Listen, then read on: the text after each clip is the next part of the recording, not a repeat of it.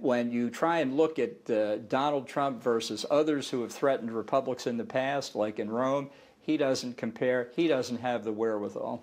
John Bolton, we better end there, but I thank you very much for joining me on Hard Talk.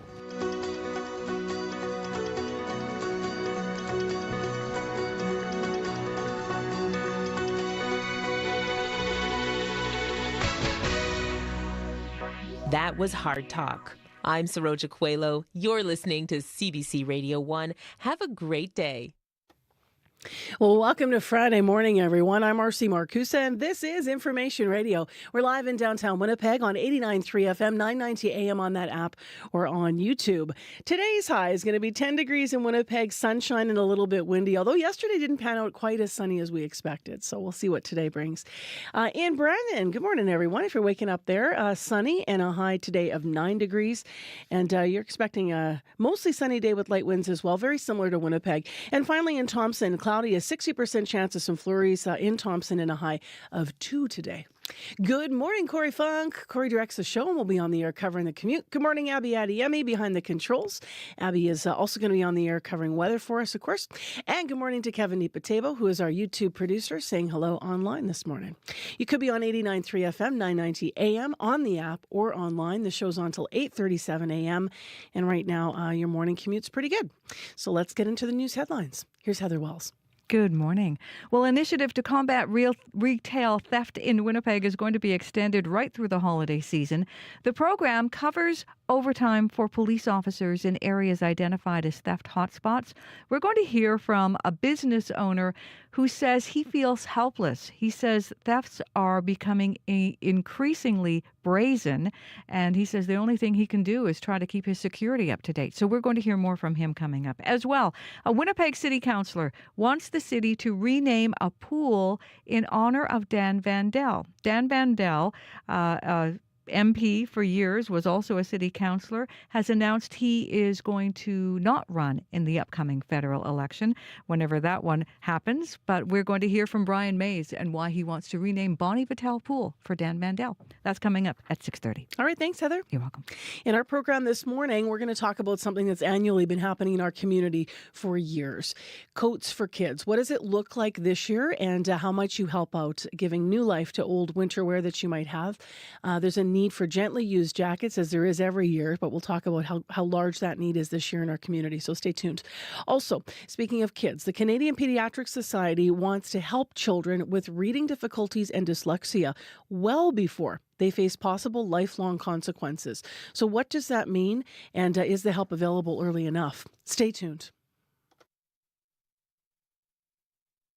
Today on Q with Tom Power. At 42, Isabella Rossellini was told she was too old for the spotlight, but she reinvented herself. Her new film, Conclave, explores the power struggles inside the Vatican. She talked to me about her role and that fearless approach she has to life. The welfare of the sister is my responsibility. That's coming up on Q, followed by Commotion with Elamine Abdel Mahmoud on CBC Radio 1, the CBC Listen app, and everywhere you get your podcasts.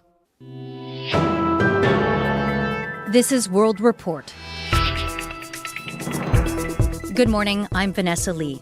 We begin in the Middle East, where a new round of Israeli airstrikes targeted both Lebanon and Gaza this morning. At least 38 people are dead in Gaza's Han Yunis, and in Lebanon, 3 journalists were killed while they were sleeping. Crystal Gomansing has the latest from London. A home where members of the media were staying in southern Lebanon was hit after 3 a.m. Al Mayadeen says a cameraman and engineer were killed in the strike on Hezbollah. A cameraman from Al Manar was also killed. The networks released statements saying the crews were essential to covering the war. Lebanon has been under heavy bombardment by Israel. Military leadership say they are clearing out Hezbollah weapon sites and fighters threatening Israel's northern borders. Operations, however, could be coming to an end. In the north, there's a possibility of reaching a sharp conclusion, said Israel's Chief of Staff Herzi Halevi on Thursday. We thoroughly dismantled Hezbollah's senior chain of command. In Gaza, he says Jabalia is falling, calling it an achievement. Operations continue across the Strip. A hospital in the north reportedly came under attack And in the south, there are also strikes. Health officials in Gaza say Israeli airstrikes killed more than 30 people in Khan Yunis, 2 homes among the buildings hit. Ceasefire talks are slated to restart. U.S. Secretary of State Antony Blinken is on a diplomatic tour. On Thursday in Doha, he said he was working to get a handle on all positions. Blinken's tour continues with more meetings in the UK. Crystal Gamansing, CBC News, London. Some bombshell allegations against Elon Musk this morning. He has reportedly held secret meetings with Russian President Vladimir Putin, raising security concerns. Dominic Velitis has the details. The Wall Street Journal alleges Elon Musk has been in regular contact with Vladimir Putin and other high-ranking officials since 2022. The paper claims the discussions touched on a range of subjects, including personal issues, business and geopolitical tensions. On one occasion, it's claimed Putin asked Musk to avoid switching on his Starlink satellite internet service over Taiwan as a favour to China's Xi Jinping. Musk has emerged as a crucial Trump supporter who has deep business ties with US military and intelligence agencies. And given Putin's role as one of America's top adversaries, the newspaper claims its revelations have raised potential national security concerns at the White House. Musk hasn't responded to today's report, but has previously slammed criticism he's an apologist for Putin. Meanwhile, the Kremlin has dismissed claims Musk has been holding regular conversations with the Russian president, saying the two men have only had one telephone conversation in which they discussed space as well as current and future technologies. Dominic Velitis for CBC News, Riga, Latvia. With just 11 days until the U.S. presidential election, Kamala Harris and Donald Trump are sprinting through critical swing states. Last night, Harris held a star-studded rally in Georgia, joined by former President Barack Obama and rock legend Bruce Springsteen. November 5th, I'm casting my vote for Kamala Harris and Tim Walz. The CBC's Karen Pauls is covering the final stretch of this historic campaign for us in Washington. Karen, tell us more about Harris's rally. You know, it was Vice President Kamala Harris's biggest rally yet, an estimated 20,000 people. Bruce Springsteen has already endorsed Harris and Tim Walz, and last night he performed at the rally, which brought back some of the joy of her earlier campaign. It's going to be a tight race until the very end, so we have a lot of work ahead of us. But we like hard work. Hard work is good work. Hard work is joyful work. And make no mistake, we will win.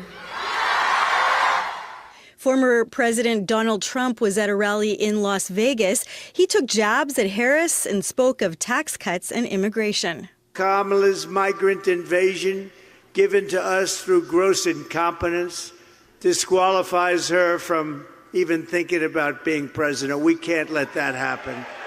No person who is responsible for so much bloodshed and death on our soil can ever be allowed to become the president of the United States. Trump referenced changes to Canada's immigration policy, reposting a tweet by Justin Trudeau. The Prime Minister yesterday announced reductions to Canada's immigration targets. Both of the candidates are in Texas today. What are they up to? Trump has a big interview with Joe Rogan, America's #1 podcaster. Rogan has a massive, mostly young male audience, and this is all part of Trump's calculated media strategy. Harris will also be on a podcast with social psychologist Brené Brown, who's popular with female listeners. Harris will also appear with pop superstar Beyonce at a rally in Houston tonight.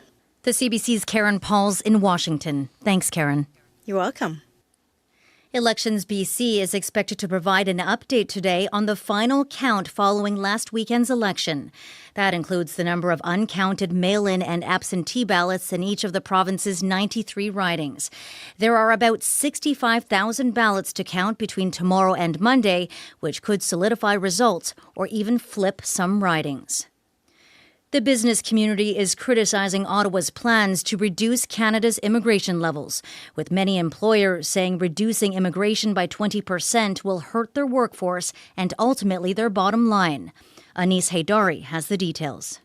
And I got to tell you, it's gonna hurt. Dan Kelly represents thousands of employers as president of the Canadian Federation of Independent Business, and his members are worried because the federal government is lowering immigration levels for the next 3 years. And we need some people to come to Canada to take these jobs, and if the domestic population isn't there, we need to start to look further afield if we want these businesses to be around. If it was not for the population growth that we've had last year, the Canadian economy would have been in a recession at the end of 2023. Economist Charles Santarneau with credit union group Alberta Central points out that immigration has been critical for the Canadian economy. Individuals, consumers are spending less, but because the number of consumers is increasing, we're spending more in aggregate, and that kept the economy afloat. Over at Scotiabank, economist Rebecca Young says it could be a problem to shrink the Canadian workforce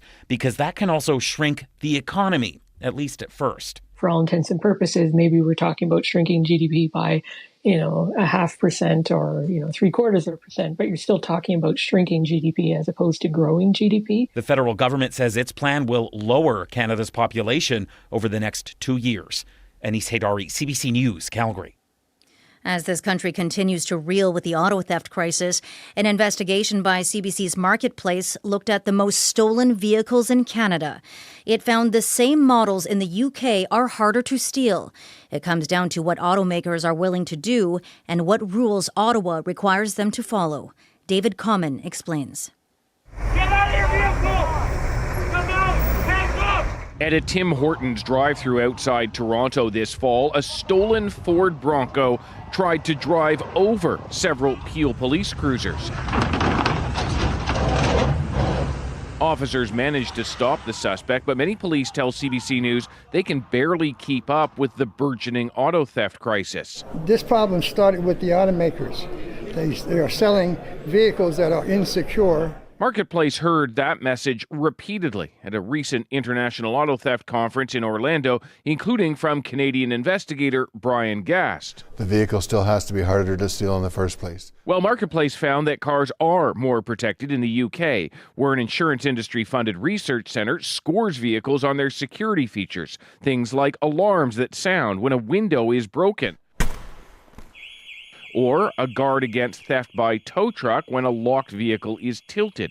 Steve Launchbury is its principal engineer. If your car is attacked by a criminal, then it should put up some sort of resilience against that. The same options could come to Canada. The feds could even force automakers to put them in. Marketplace asked Transport Minister Anita Anand when updated standards are coming. We will put something on the table in 2025. Standards that can't come soon enough, with thieves able to spot and steal cars now, often in under a minute. David Common, CBC News, Toronto. And that's the latest national and international news from World Report. I'm Vanessa Lee.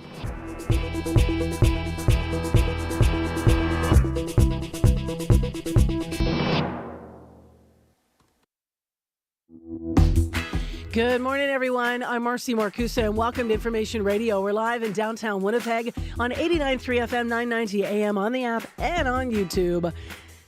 Thanks for being with us. This hour in the program, we're going to talk about staying warm, and it is a perfect conversation for this morning because out there in Winnipeg right now, it is 4 degrees in the downtown and it's just 1 degree at the airport. But some people don't have coats, and can you even imagine? For 35 years in our community, Coats for Kids has been getting it together, and so have you. Been donating and helping. We're going to listen to what the needs are this year around Coats for Kids as they are right into the thick of their campaign, so stay tuned. In addition, speaking of children, the Canadian Pediatric Society wants to help children specifically with reading difficulties and dyslexia well before they face possible lifelong consequences. So what does that mean, and how do they want to help? So we'll learn more about that. And David Common's on the show as well. You might have just heard his Marketplace report on World Report. So he's going to join us before 7 o'clock live today. Heather Walls is here first from our news center with headlines. Good morning. Well, some rural Manitoba communities are pleading with the province for help cleaning up used needles. In Swan River, a town of just 4,000 people, the mayor says more than 500,000 needles have been handed out, part of harm reduction programs. But Lance Jacobson says it's costing taxpayers a lot of money, whether in cleanup costs or associated crime. We'll hear more on that. And a wildlife advocate says a former Manitoba MP inspired a lot of people to pick up the fight for conservation. Robert Sopak died this week at the age of 73. He represented the Dauphin area for 9 years until he retired from politics. We're going to hear how he is being remembered. That's coming up in our next local news at 6:30. All right, thanks, Heather Wells. You're welcome. Corey Funk, good morning. Good morning. Abby Adiemi, good morning. Good morning. How are you guys doing? Good. Good? It's Friday. Yeah. That's all I'll say. It is Friday. I'll tell you what's making me the happiest. You guys know. But, Bring it on. Dancing parrots. Ooh. Just putting it out there. So my husband tells me, like maybe last month sometime, he's like, oh yeah, parrots love to dance. Like they groove it. And I'm like, no. So apparently, yes, it's true. Google it. It will make you smile this Friday morning and every other morning. And yeah, they've got some serious moves. I can picture the head bob. They are amazing creatures. That's what I'll tell you. They do a lot of this. Yeah. Right? You encountered one at the store the other day, remember? The talking parrots? It's true. There's actually a story in the country this morning. It's out of Saskatchewan about a parrot that is involved in a business. But there's one here on Higgins, RC Eliminator, been there for years. Yeah, I forgot about him. You forgot about He's that got one. a really cool hairdo, too. He's got like the mohawk. Yeah, he looks cool, man. That's making me smile. But yeah, don't let your parrots out because this is not their weather, man. Not their weather for sure, but we're still going to see some sunny conditions in the south for today with temperatures gradually warming up as we, head into the day. While the north is seeing some light snow and breezy conditions at this time. Winnipeg at 4, mainly clear outside. Today's forecast looks sunny with a light breeze expected. The high for today would get close to 11, and then tonight we'll have more clear skies and calm winds. Up north, we're seeing light snow already. Thompson at -2. It's clear, but Churchill already seeing that light snow falling, and that would stay for most of the day. Churchill would get to only 0 for today, while down south, another beautiful sunny day in most of the regions. We'll see highs around 10, just stuck there. Brandon and Dauphin would only get to 9 degrees. The rest of the southern parts would hit 10. So I call it another beautiful day, looking bright and sunny for the south and snow in the north. All right, thanks, Abby. Thank you. Corey. Yeah, really no major issues yet right now, but as you can imagine, Portage and Main, as of yesterday, the most recent issue was turning from southbound Main onto westbound Portage. Big backups because you lose that curb lane, turning lane onto Portage to construction. So that's the most recent issue there. And as we know, things are kind of in flux as the city prepares to get construction going to open it. So heads up there. If you see something going on there, anywhere else across the city, if you're walking, biking, driving, give me a call on the CBC commuter line. That number, 204-788-3093.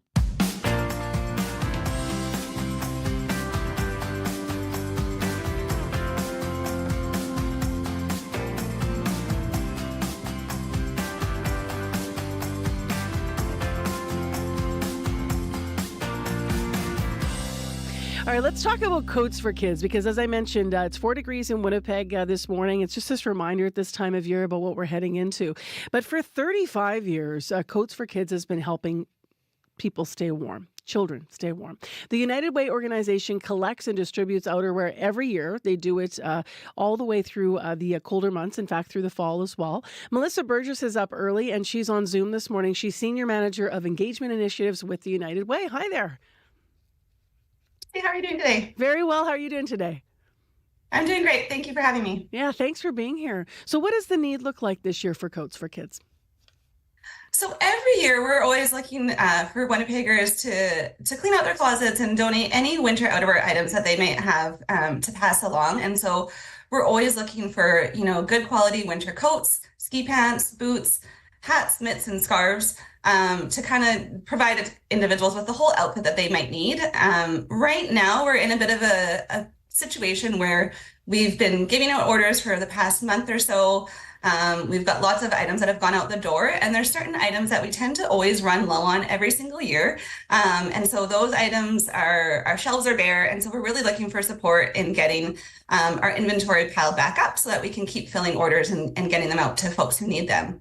So right now, we're calling out on Winnipeggers. We really need jackets and snow pants for kids sizes 6 to 8. At that age, kids tend to be playing on their knees a lot. They get holes in their ski pants, the zippers break, and you know, they're not really in good condition to be donated. And so if you have some, if there's even minor rips and tears, we have volunteers who will clean those up and get them ready so that they're good to be reused for someone else. We also, although our focus is on providing items for kids, we do also provide winter outerwear to adults so that we're equipping the whole family with what they need to stay warm during our cold winter months. And so right now we're also really running low on specifically large and extra large sizes of jackets for adults, both men and women. Okay. And then good quality mittens that will keep your fingers warm on those really cold days. We are needing those for everyone from, you know, little ones to adults as well.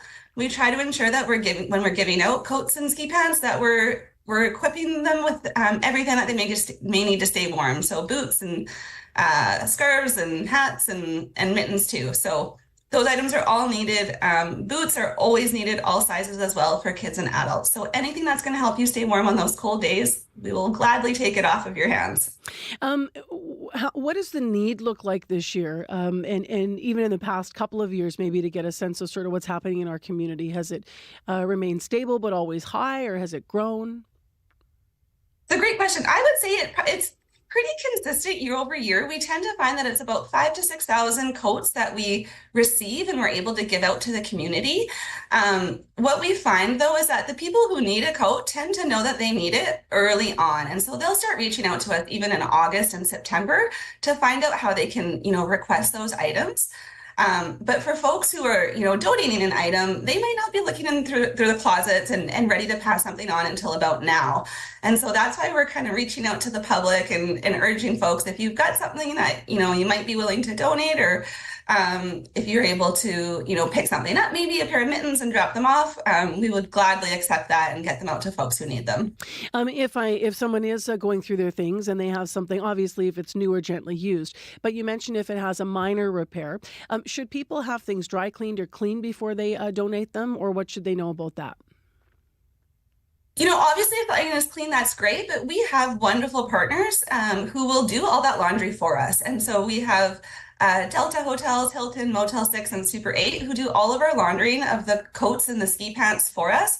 And so if it's, you know, been sitting in the closet for a while, feel free to just toss it in, donate it at one of our drop-off locations. We'll make sure it's clean and in good condition to be given out to someone else. Now, you guys have a ton of drop-off locations, so I know whenever we do these interviews, I'm like, oh no, we can't list everything. But where can people find the map, and can you give us a sense of some of the most maybe accessible drop-off locations out there?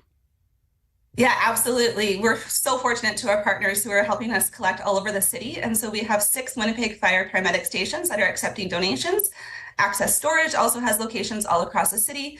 AMJ Campbell on Ryanworth Way, YMCA's, and Toys R Us stores. But you can find all those locations on our website at coatsforkids.ca, and we've got an interactive map so you can see what's closest to you. And if someone's listening this morning, Melissa, and they might be in need of some winter wear or a coat, should they contact your organization, or how does the matching work?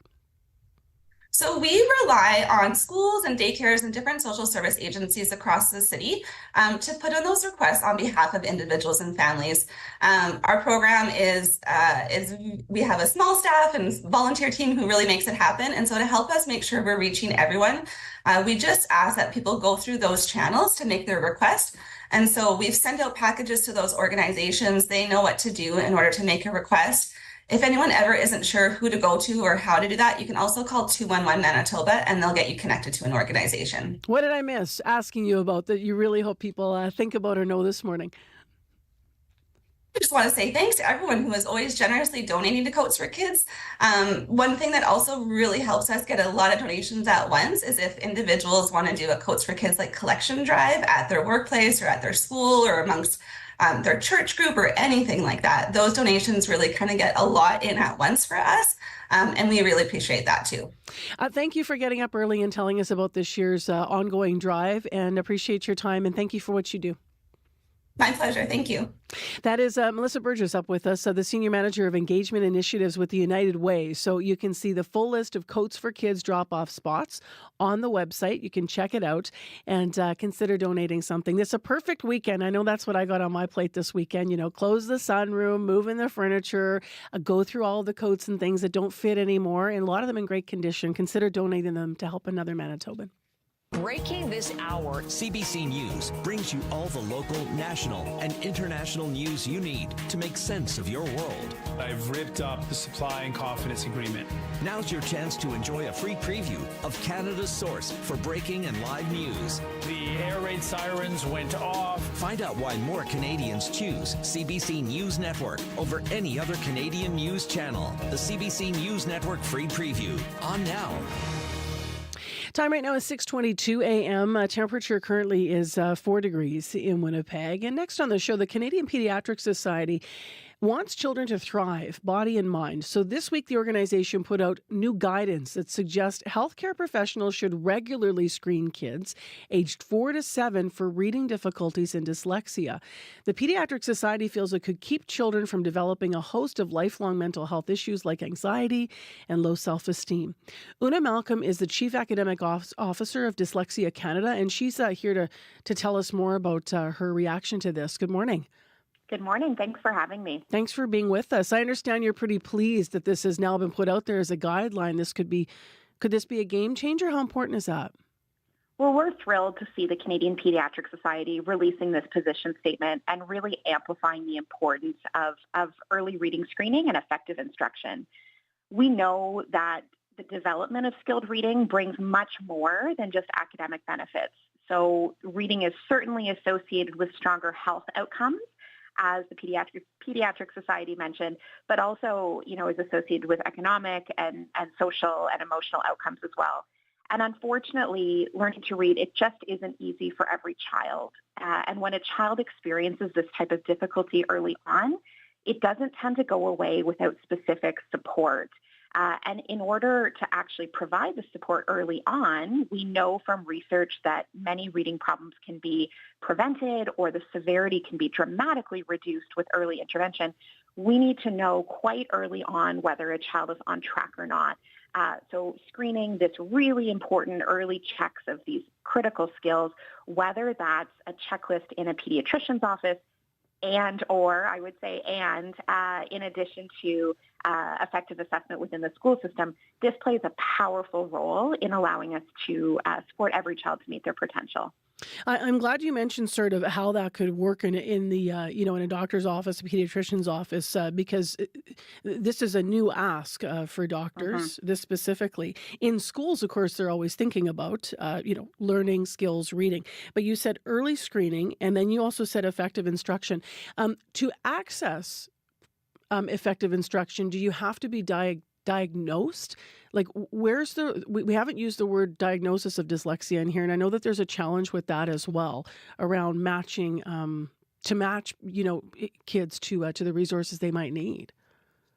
That's a great point that you raise, and it's something where screening in and of itself is not a diagnosis. Screening is a way of understanding if there is risk, knowing that, again, the roots of reading difficulty are evident quite early on for children.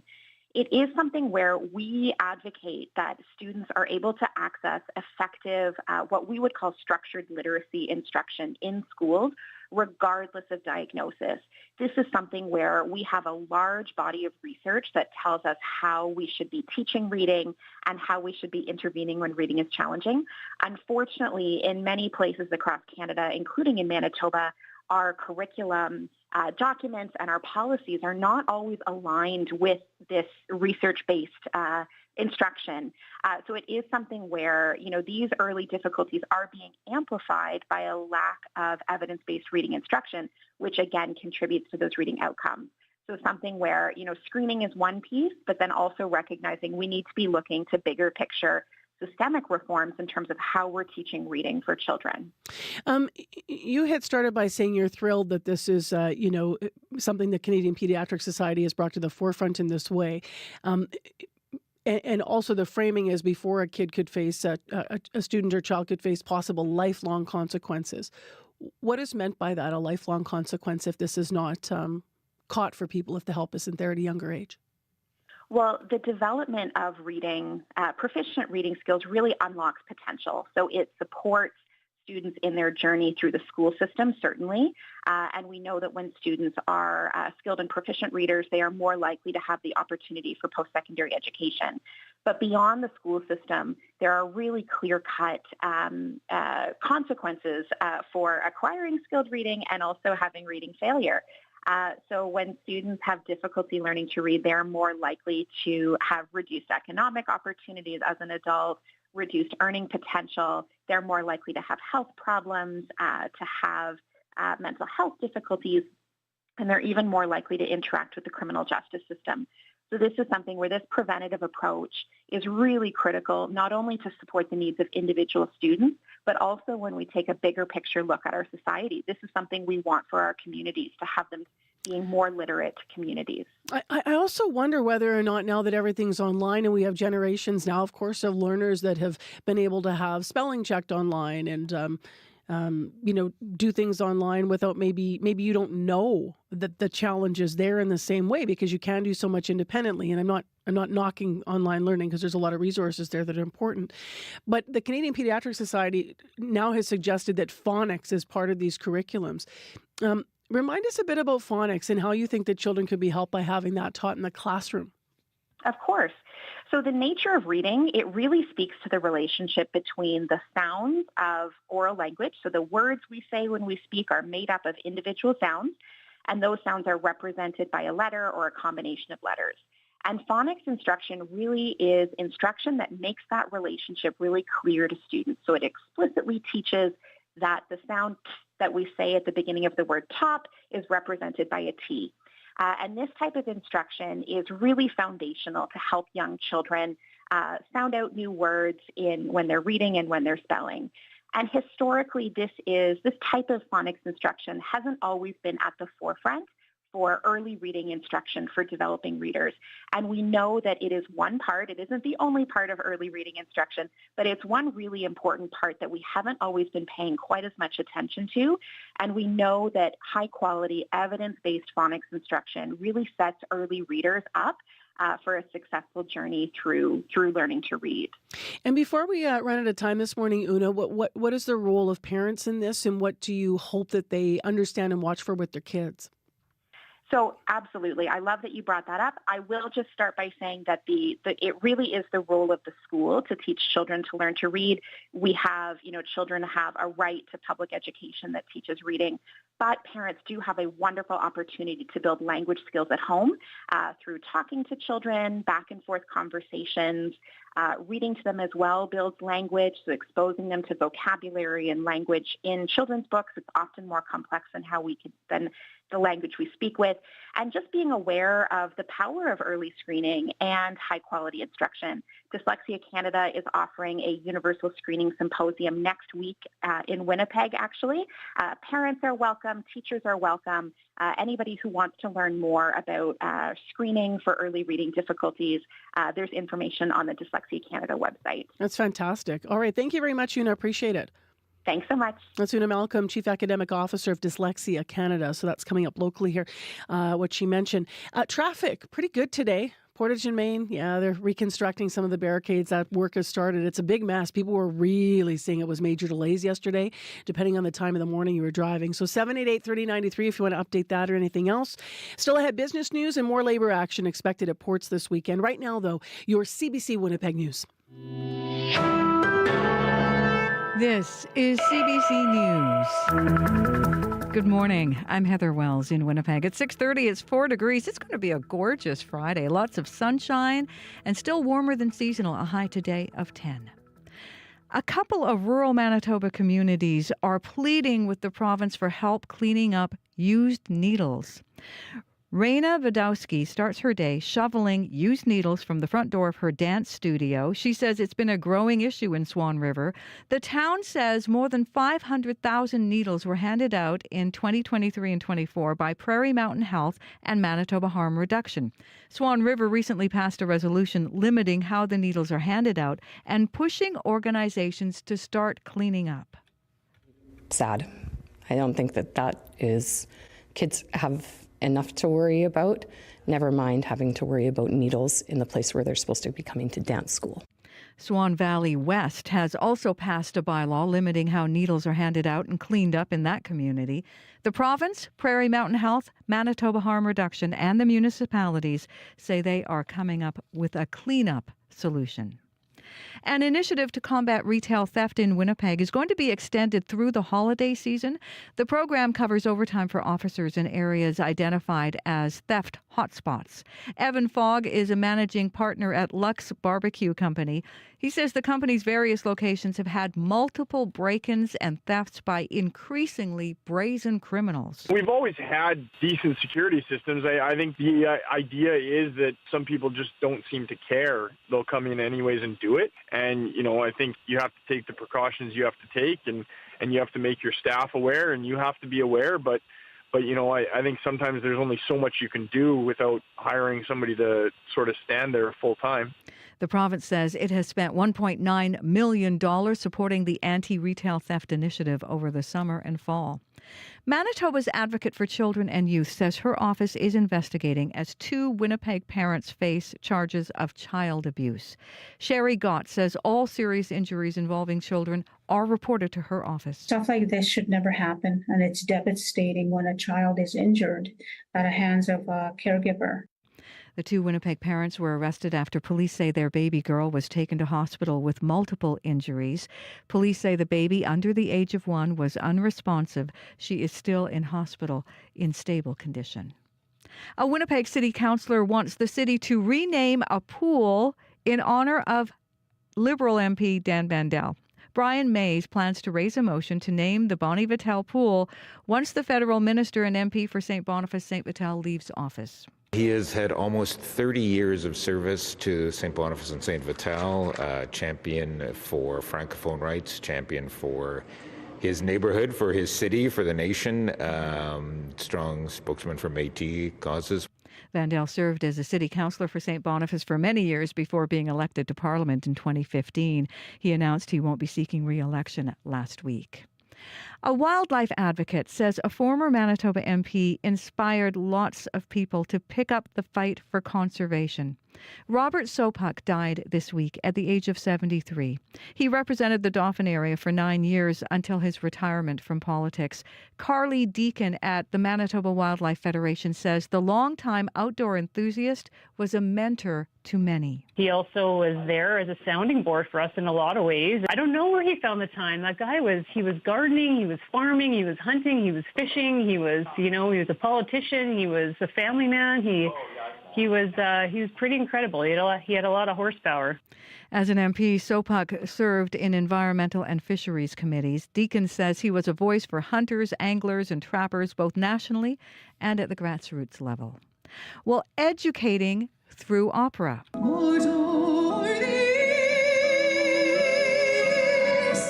Manitoba Métis opera singer Cameron Dewar. She is one of 14 recipients of this year's Fulbright Scholarship worth $25,000. Dewar is pursuing her Master's of Music in Opera Performance in New Jersey. Just at the end of the day, want to educate New Jersey audiences about Indigenous people existing and also what being Métis is, because none of them know about that. And that, Indigenous opera is really good and worth them knowing about and worth them supporting. Dewar says she's been singing for as long as she can remember and credits her love of music to her Métis community in Manitoba. Well, the Winnipeg Jets get another W. And he scores! Another one from Nino! And it's 3-1.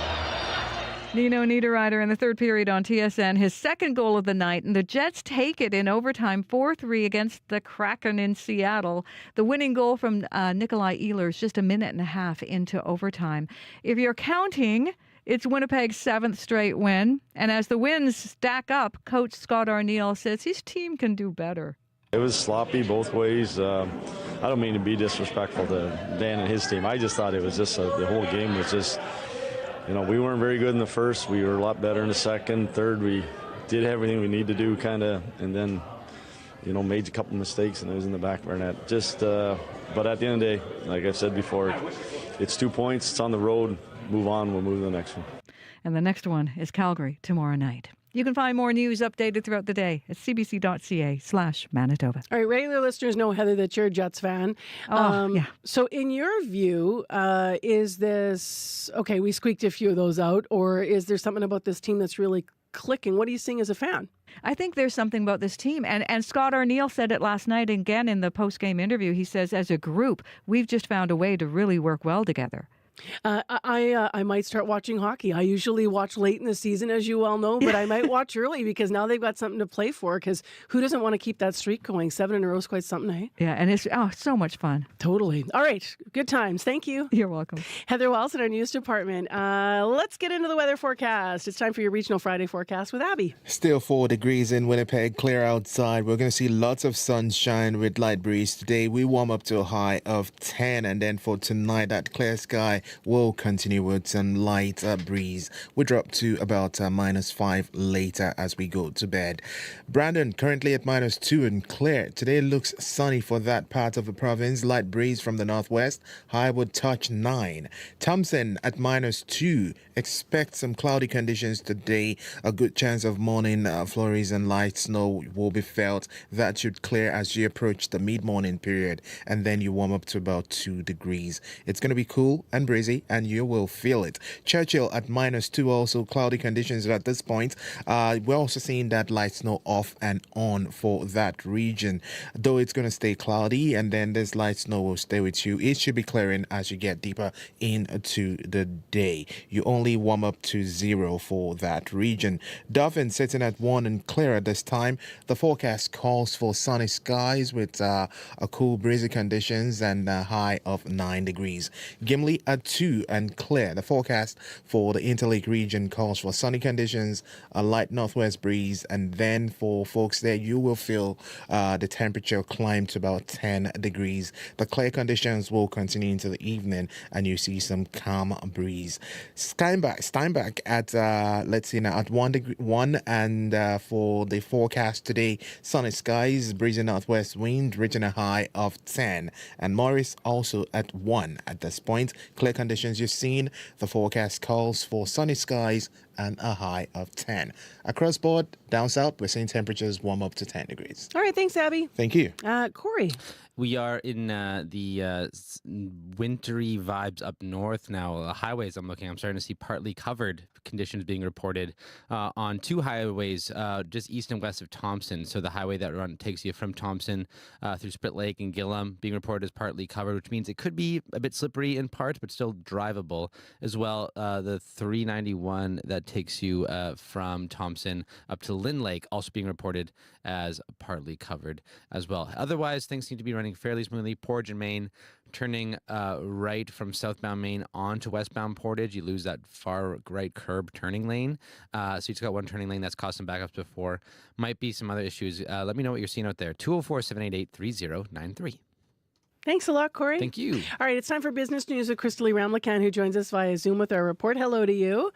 Hey, good morning, Marcy. So let's start with Rogers. Rogers is selling off a stake in its company. What are the details here? Yeah, so the telecom is selling a minority stake of its wireless network infrastructure for $7 billion as a way to pay down some debt. So we don't know who the deal is with yet exactly, but what we do know is that it's with a leading global financial investor that will acquire part of the infrastructure that transports data from Rogers cell towers to its core network. Now, Rogers says it will maintain full operational control of its wireless network, and it says cell towers specifically themselves are not involved in this deal. Now, the company has previously said it would sell up to $1 billion of its assets, mostly surplus real estate, by the end of the year. And the company is pivoting right now amid current economic conditions. So analysts say the deal reflects how valuable the assets are that Canadian telecoms are sitting on. And experts have said that telecoms should be shedding assets to improve returns on invested capital, which have been on the decline for the last decade. So we will likely see other similar deals in the industry. Now, this transaction is expected to close by the end of the year, and the company announced this deal yesterday as it reported its quarterly earnings, and it did a little bit better lately. It saw a profit of $526 million compared to a loss a year ago. To another story here, I understand that there's expected to be action at the ports this weekend, more labor action. What do we know about it? Yeah, that's right. So dock workers at the Port of Montreal are set to walk off the job for 24 hours starting Sunday morning in a bid to ramp up pressure on management amid a labor standoff. So the union represents nearly 1,200 longshore workers at the country's second biggest port.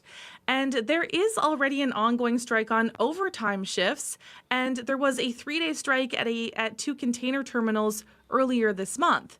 So the upcoming picket follows a failed bid by the federal labor minister to try to freeze work stoppages and revamp talks using a special mediator. And of course, disruptions at ports affect supply chains across the country. So the Maritime Employers Association says the pressure tactics are hurting operations and the port's reputation. It says it hopes to reach an agreement, but after 35 mediation meetings over 15 months, the parties still remain at an impasse. That's a lot, 35 meetings. And finally, before we look at the numbers this morning, why is Amazon reportedly selling ultra-low pricing plans? Yeah, so this is as the company rushes to tackle competition from discount sites such as Temu or Temu, however you pronounce it, and Shein. So there are reports that Amazon is imposing these severe price caps on what merchants can charge for their products on a new low-cost storefront that the e-commerce giant is preparing to launch. So according to messages to merchants, the company's price limits include $8 for jewelry, $13 for guitars, and $20 for sofas. So I'm not sure what kind of sofa you can get for $20. Maybe like a doll sofa? I don't know. I don't know. Anyway, that's what the messages said, apparently. Now, Amazon plans to ship these orders directly from China to make this kind of pricing work and charge sellers lower fulfillment fees. And if the price caps are put in place, it would represent a shift in strategy for Amazon, which has historically not set strict limits for sellers.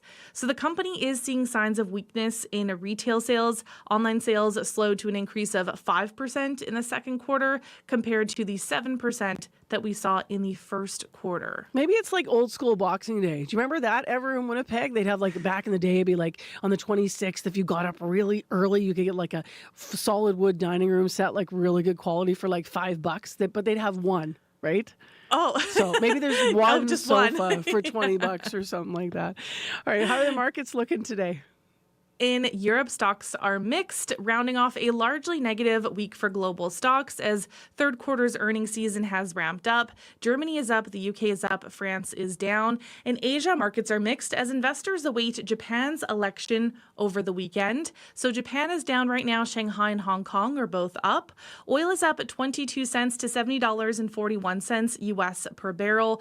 Gold is down $9.40 to $2,725.90 US per ounce, and the dollar is up 0.04 of a cent to 72.2 cents US. All right, Chrisley Ramlakan, thank you.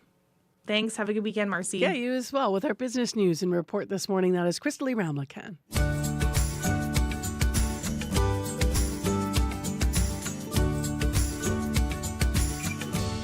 I'm Marcy Marcusa with Kevin Ipatebo, Corey Funk, and Abby Adiyemi, as well as Heather Wells in our news department. Thanks for joining all of us here. You're listening to Information Radio on 89.3 FM, 990 AM or on the app. You might also be on YouTube watching us this morning. It is a Friday, October 25th, and that means that we are close now to Halloween. We're in the thick of this spooky season. It's all around us. It's the time of year when themes of horror, but also of death, rise to the front of some people's consciousness. That got the CBC's Blair Sanderson thinking about the pros and cons of contemplating one's own mortality. He hit the streets to ask you what you thought. How often do you think about death?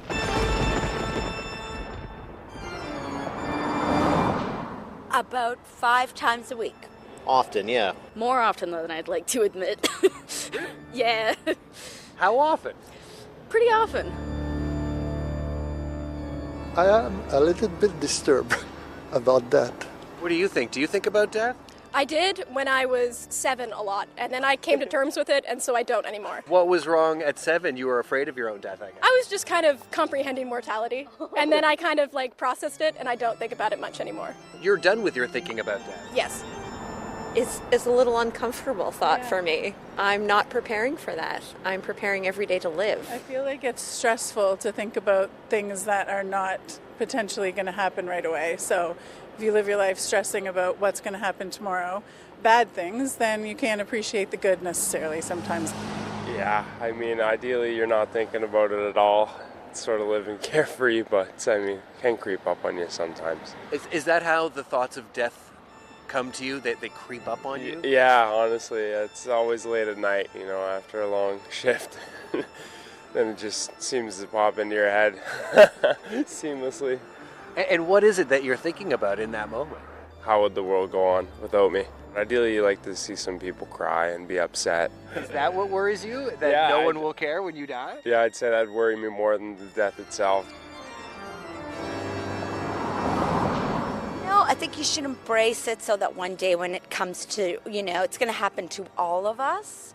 We're all going to the same, you know what I mean? So I think it's better just to be a little open to it so when it comes, you won't be down. If it's going to happen, it's going to happen, and just embrace every day until it happens. Is it productive in any way to sort of contemplate your own mortality?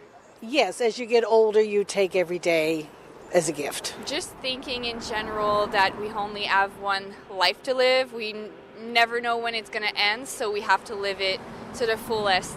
You know what? I think death isn't just human death. There's death in all times because everything's slowly dying, and things always end. So I feel like death is just constant. Like the leaves around us. Like the leaves around us are dying. It's fall, I think about death every day. You do? Every day. It loses some of its terrible fear, and it's because death is a little magical. It's a little special.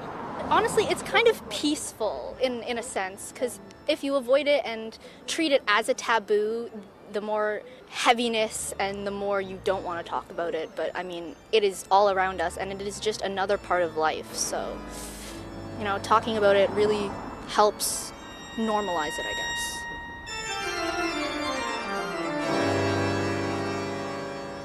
Thank you very much. Well, thank you. Thank you. Thank you. Thank you. Happy Halloween. Yes. Happy Halloween. It's a good question, hey? How do you think about death? 788-3205. Let's throw the phone lines open. I know for myself, it was sort of really normalized. Corey's popped back in studio.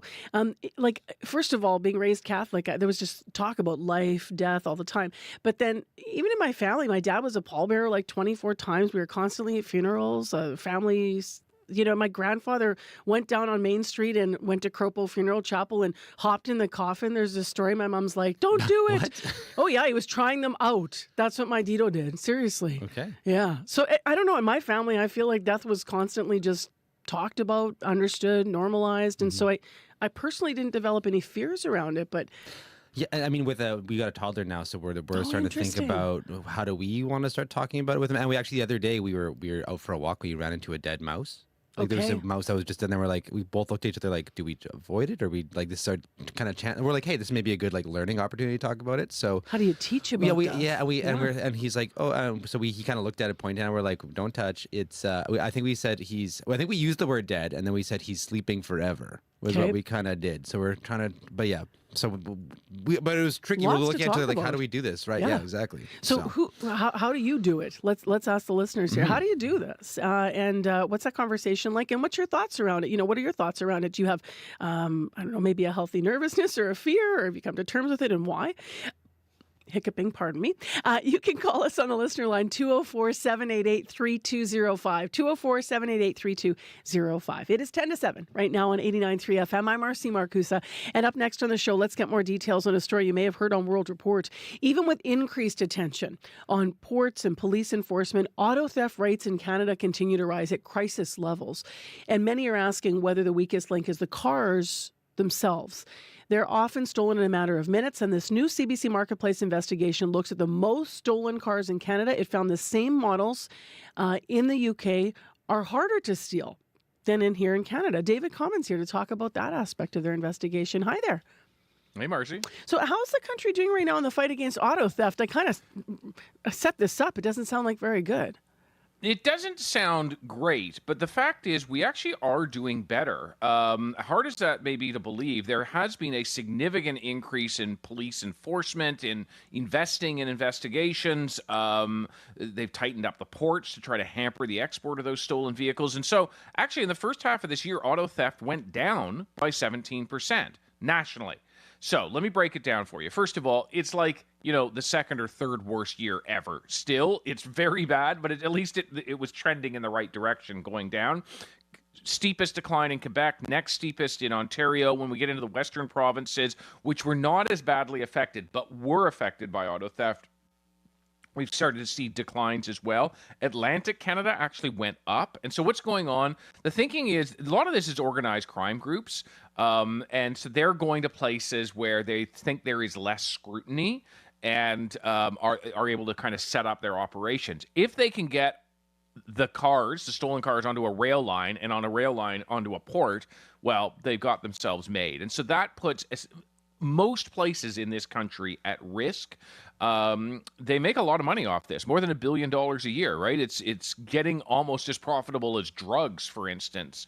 And they are sometimes exporting the cars, but increasingly they're retitling them illegally, moving them around maybe to a different jurisdiction, and then selling stolen goods. After the attention and extra money in the places in the country where it has been spent to fight auto theft, why isn't it going down more? The cars have to be harder to steal. That's what we kept hearing from police from across North America. We talked to detectives in Canada and in the U.S. We talked to insurance investigators. They all told us cars have to be harder to steal, that it's just too easy. And the rest of us can see that. Have you ever seen those videos of a thief coming up and 1 or 2 minutes later they've stolen a car? You sit there and go, why didn't it put up more of a fight? And so you were mentioning Britain in the introduction. We went to Britain and saw cars there do put up more of a fight. They have better protection. In fact, the same models, like the most stolen cars in this country, they exist over there as well, but they have different security features. So it's basically the same car. What would an example of a difference be then that's making them safer? So they have, as an example, they have intrusion sensors, and that would be if somebody smashed a window, the alarm automatically goes off. They have tilt sensors. If somebody tries to come and steal it with a tow truck, the alarm goes off. These are things that exist because Britain has set expectations for automakers of what it wants to see, and it scores them. It scores how strong a vehicle is against auto theft. It does so at this insurance-funded research center. We went to it, a vast facility. They showed us how they do the scoring, how they do the testing, how they basically try to act like thieves to see if they can steal the car. And by doing this, they have kind of incentivized automakers to build a harder to steal product. The insurance premiums in the country, in Britain, are based off of this score. And so it gives you an idea. They've told the automakers they have an expectation for personalization by the end of this year. And so what that means is, you have the option of turning on in your car a PIN code that you come into the car with the actual key, but then you actually have to press in a PIN code, much as you would with a bank card or something like that. There's also something called individualization, and so that's using the switches and dials that are already in your car as a kind of passcode. And so, again, you can turn it on or off depending on whether you want it or not. But it might be, Marcy, you get into the car, and before it will start, you have to put the left turn signal on. You have to put the blower into switch 2 and radio preset to switch 1 or something like that. You have to press it in that sequence, and that's how the car would start. What would it take for us to have stronger security measures like the ones you're talking about here in Canada? It comes down to the federal anti-theft vehicle standard. Last time that was fully updated back in 2007. We had a huge surge of auto theft, particularly in Western Canada at that time. There were specific vulnerabilities. They closed that gap, and by writing a new standard, they put immobilizers in the cars. Auto theft more or less, almost went away in the country. And unfortunately, cars have changed, and the thieves have found new weaknesses in the way that we build cars now, significant weaknesses, and so we have to change the standards. We have to put a level playing field for all the automakers and say this is how cars are being stolen. We got to stop it. That's exactly what we heard from Elliot Silverstein from CAA. It needs to be modernized, it needs to be updated to reflect current standards and looking ahead to where it's going. Because the more that we can be prepared for today and planning ahead for tomorrow, the better off we'll be, because we don't want to have a situation like we have today continuing year after year. Now here's the thing, Marcy, we know that the new federal standard has been written. And I know this because I bumped into the guy who was chairing the panel that wrote it when I was at an auto theft conference this summer. He said, yeah, it's all done. I don't know what the feds are waiting for. It might be trying to harmonize the rules with the Americans, but we did ask the federal transport minister, and Anita Anand told us that they expect by next year new federal anti-theft standard. Just briefly before you go this morning, David, could automakers act sooner? They certainly could. And to their credit, some have, not all. The challenge is it's easier to do this when the car is still in the factory, before it's left the assembly line. Once it's gone, it's harder. We think that cars are all connected, but the vast majority of cars on the road in this country, not connected, can't download anything. Automakers say they're working on it, but, working on it is a bit cold comfort if you've seen your car disappear. Yeah, no doubt. All right, thank you. Thank you. That's David Common of CBC Marketplace. Their full investigation is called Stolen in Seconds. Why aren't car makers doing more? It's on tonight at 8 on CBC Television or on Jammer, where you get your podcasts. Let's get into what's happening in our news locally here in Manitoba. Heather Wells was in at 3 minutes to 7 on your Friday morning with headlines. Good morning. Well, a Winnipeg business is being sued after a Calgary Vision Centre says it was defrauded out of nearly $700,000. A statement of claim says someone from a Manitoba registered company infiltrated the Vision Centre's emails to impersonate a design company they had hired. It took Clearview Eye Center 2 months to discover the banking information they'd been using to pay the company was fake. We'll hear more about that. As well, a wildlife advocate says a former Manitoba MP inspired lots of people to pick up the fight for conservation. Robert Sopak died this week at the age of 73. We'll hear how he is being remembered in our next local news at 7:30. All right, thank you, Heather. You're welcome. Portage and Main could be significantly delayed depending on when rush hour picks up here, and that's because of the pre-construction work that's happening through the big intersection in Winnipeg. Otherwise, if you're having a problem, call us. Up north, you may see some highways that are a little bit partly covered with snow even this morning. 788-3093. That's a traffic line if you need us. Let's get into the forecast briefly. Clear and 4 in Winnipeg. Clear and -2 in Brandon, -1 up in Thompson. For Winnipeg today, sunny, a high 10, winds northwest 20 to 40. In the next hour of Information Radio, we are going to be talking about Winnipeg 150 and the City of Song. 2 local musicians are bringing together singers of all different backgrounds to try and share and learn songs from each other's cultures. I love this initiative. We're going to hear more about it, and we'll hear some music, of course. Plus, why Manitobans who live with dwarfism are right now advocating for a specialized clinic that can take on their specific health needs. So we're going to hear more about that. In addition, in the next hour of Information Radio, yesterday, the feds making it, confirming what we thought they were going to say. New drastically reduced targets to immigration in this country. We're going to get a local immigration lawyer to react. Today on The Current. 21.8 seconds remaining in regulation, and Sundin comes through for Toronto. Y'all ready for this? I'm Peter Armstrong.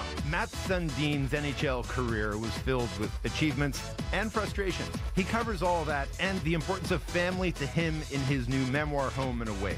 Matt Sundin, coming up on The Current.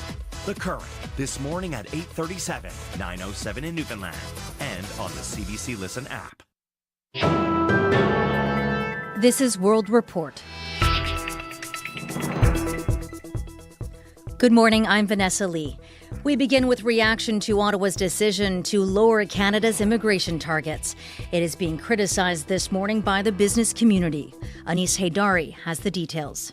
And I got to tell you, it's gonna hurt. Dan Kelly represents thousands of employers as president of the Canadian Federation of Independent Business, and his members are worried because the federal government is lowering immigration levels for the next 3 years. And we need some people to come to Canada to take these jobs. And if the domestic population isn't there, we need to start to look further afield if we want these businesses to be around. If it was not for the population growth that we've had last year, the Canadian economy would have been in a recession at the end of 2023. Economist Charles Santarneau with credit union group Alberta Central points out that immigration has been critical for the Canadian economy. Individuals, consumers are spending less, but because the number of consumers is increasing, we're spending more in aggregate, and that kept the economy afloat. Over at Scotiabank, economist Rebecca Young says it could be a problem to shrink the Canadian workforce because that can also shrink the economy, at least at first. For all intents and purposes, maybe we're talking about shrinking GDP by, 0.5% or, 0.75%, but you're still talking about shrinking GDP as opposed to growing GDP. The federal government says its plan will lower Canada's population over the next 2 years. Anis Haydari, CBC News, Calgary. The Trudeau government's reduced immigration targets are also getting attention south of the border, specifically from former U.S. President Donald Trump. Trump posted to social media falsely claiming that, quote, even Trudeau wants to close Canada's borders. Closing down America's borders and halting immigration has been a key part of the Trump campaign. There was also mention of Canada last night on the Democratic campaign trail. Are you fired up? Are you ready to go? It is good to be back in Georgia. Former President Barack Obama took to the stage with Kamala Harris. More than 20,000 people attended the star-studded rally. Obama poked fun at Donald Trump, referencing Canada to attack his handling of the COVID pandemic when he was president. If you look at a country like Canada, the per capita death rate during COVID was 60% lower than it was here in the United States. So you do the math, and people might have been alive if we had had a competent administration who was paying attention and trying to do things better instead of talking about injecting bleach into your arm. Americans head to the polls on November 5th. Some bombshell allegations against SpaceX CEO Elon Musk this morning. He has reportedly held secret meetings with Russian President Vladimir Putin, raising security concerns. Dominic Velitis has the details. The Wall Street Journal alleges Elon Musk has been in regular contact with Vladimir Putin and other high-ranking officials since 2022. The paper claims the discussions touched on a range of subjects, including personal issues, business and geopolitical tensions. On one occasion, it's claimed Putin asked Musk to avoid switching on his Starlink satellite internet service over Taiwan as a favour to China's Xi Jinping. Musk has emerged as a crucial Trump supporter who has deep business ties with US military and intelligence agencies. And given Putin's role as one of America's top adversaries, the newspaper claims its revelations have raised potential national security concerns at the White House. Musk hasn't responded to today's report, but has previously slammed criticism he's an apologist for Putin. Meanwhile, the Kremlin has dismissed claims Musk has been holding regular conversations with the Russian president, saying the two men have only had one telephone conversation in which they discussed space as well as current and future technologies. Dominic Velitis for CBC News, Riga, Latvia. A Los Angeles prosecutor says Eric and Lau Menendez should be resentenced. The brothers have been in prison for more than 3 decades for the 1989 murder of their parents. The recommendation is based on new evidence. Steve Futterman has more.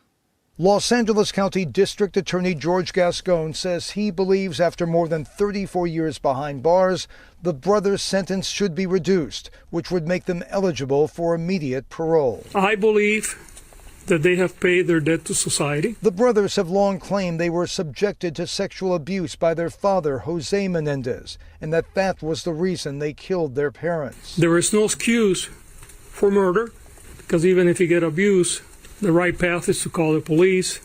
But I do believe that the brothers were subjected to a tremendous amount of molestation. The recommendation will now be heard by a judge who will make the final decision on whether to reduce the sentence. Then a parole board would decide on possible release. There has been renewed interest in the case following a Netflix documentary. Steve Futterman for CBC News, Los Angeles. More information is emerging about the 18 criminal charges filed against Frank Stronach. Some of his accusers are speaking out now to the CBC's The Fifth Estate, saying the former CEO of the auto parts giant Magna International was for too long protected by a culture of silence. Mark Kelly reports.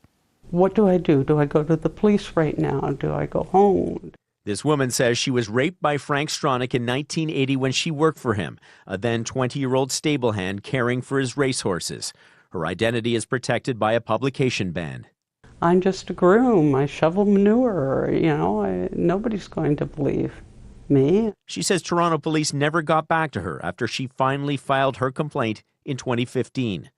In 1986, Jane Boone, then a 19-year-old co-op student who worked at Stronach's Magna Corporation, says he wined and dined her in front of other executives, then took her to a guest house for sex. Years later, she says while it wasn't rape, it wasn't right. The complacency of the Magna executives in that room appalls me to this day. The Fifth Estate contacted more than 40 people tied to Stronach over the years. Most wouldn't talk, but one young woman did. She asked for her identity to be protected. She recently worked at Stronach's organic restaurant north of Toronto. She described an uncomfortable and predatory work environment there. I mean, everybody's afraid of Frank, right? Like, he can pay off anyone he wants. So it's like, having worked for him, you learn the things he gets away with, and everybody's afraid of it, you know? Magna International, the company Stronach founded before being bought out in 2010, has launched an internal investigation into his time at the company. In 2 interviews with the Fifth Estate, Stronach has steadfastly denied any wrongdoing, and he promised to defend his name and reputation when his case goes to trial. Mark Kelly, CBC News, Toronto. Earlier this year, Venice, Italy began charging tourists an entrance fee. It was an attempt at reducing the number of day trippers overwhelming the city. Well, now, half a year later, Venice is extending the plan, despite it failing to make a dent in the crowds.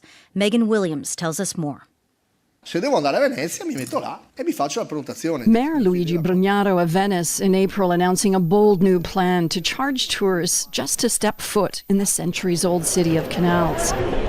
Venice began applying the entrance fee shortly after, on 29 days selected for their high influx of visitors.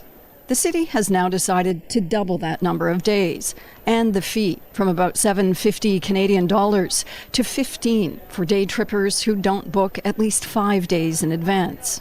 The initiative has sparked interest from other over-tourism hotspots like Kyoto, Japan, and Formentera in Spain.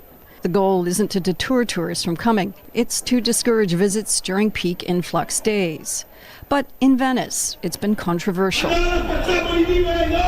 When the fee was introduced this summer, police clashed with protesters who said it turned their city into a Disneyland and failed to address real issues like high rents pushed up by tourism. Critics argue the scheme hasn't slowed the flow of tourists to Venice. Selling tickets to Venice does nothing to discourage visitors from around the globe, says this local. But Mayor Brugnaro says Venice is at least trying something, and that it's too soon to judge. This week, the city also tightened rules for short-term rentals over 120 days a year. banning key boxes and requiring owners to personally greet guests. Megan Williams, CBC News, Rome. And that's the latest national and international news from World Report. I'm Vanessa Lee.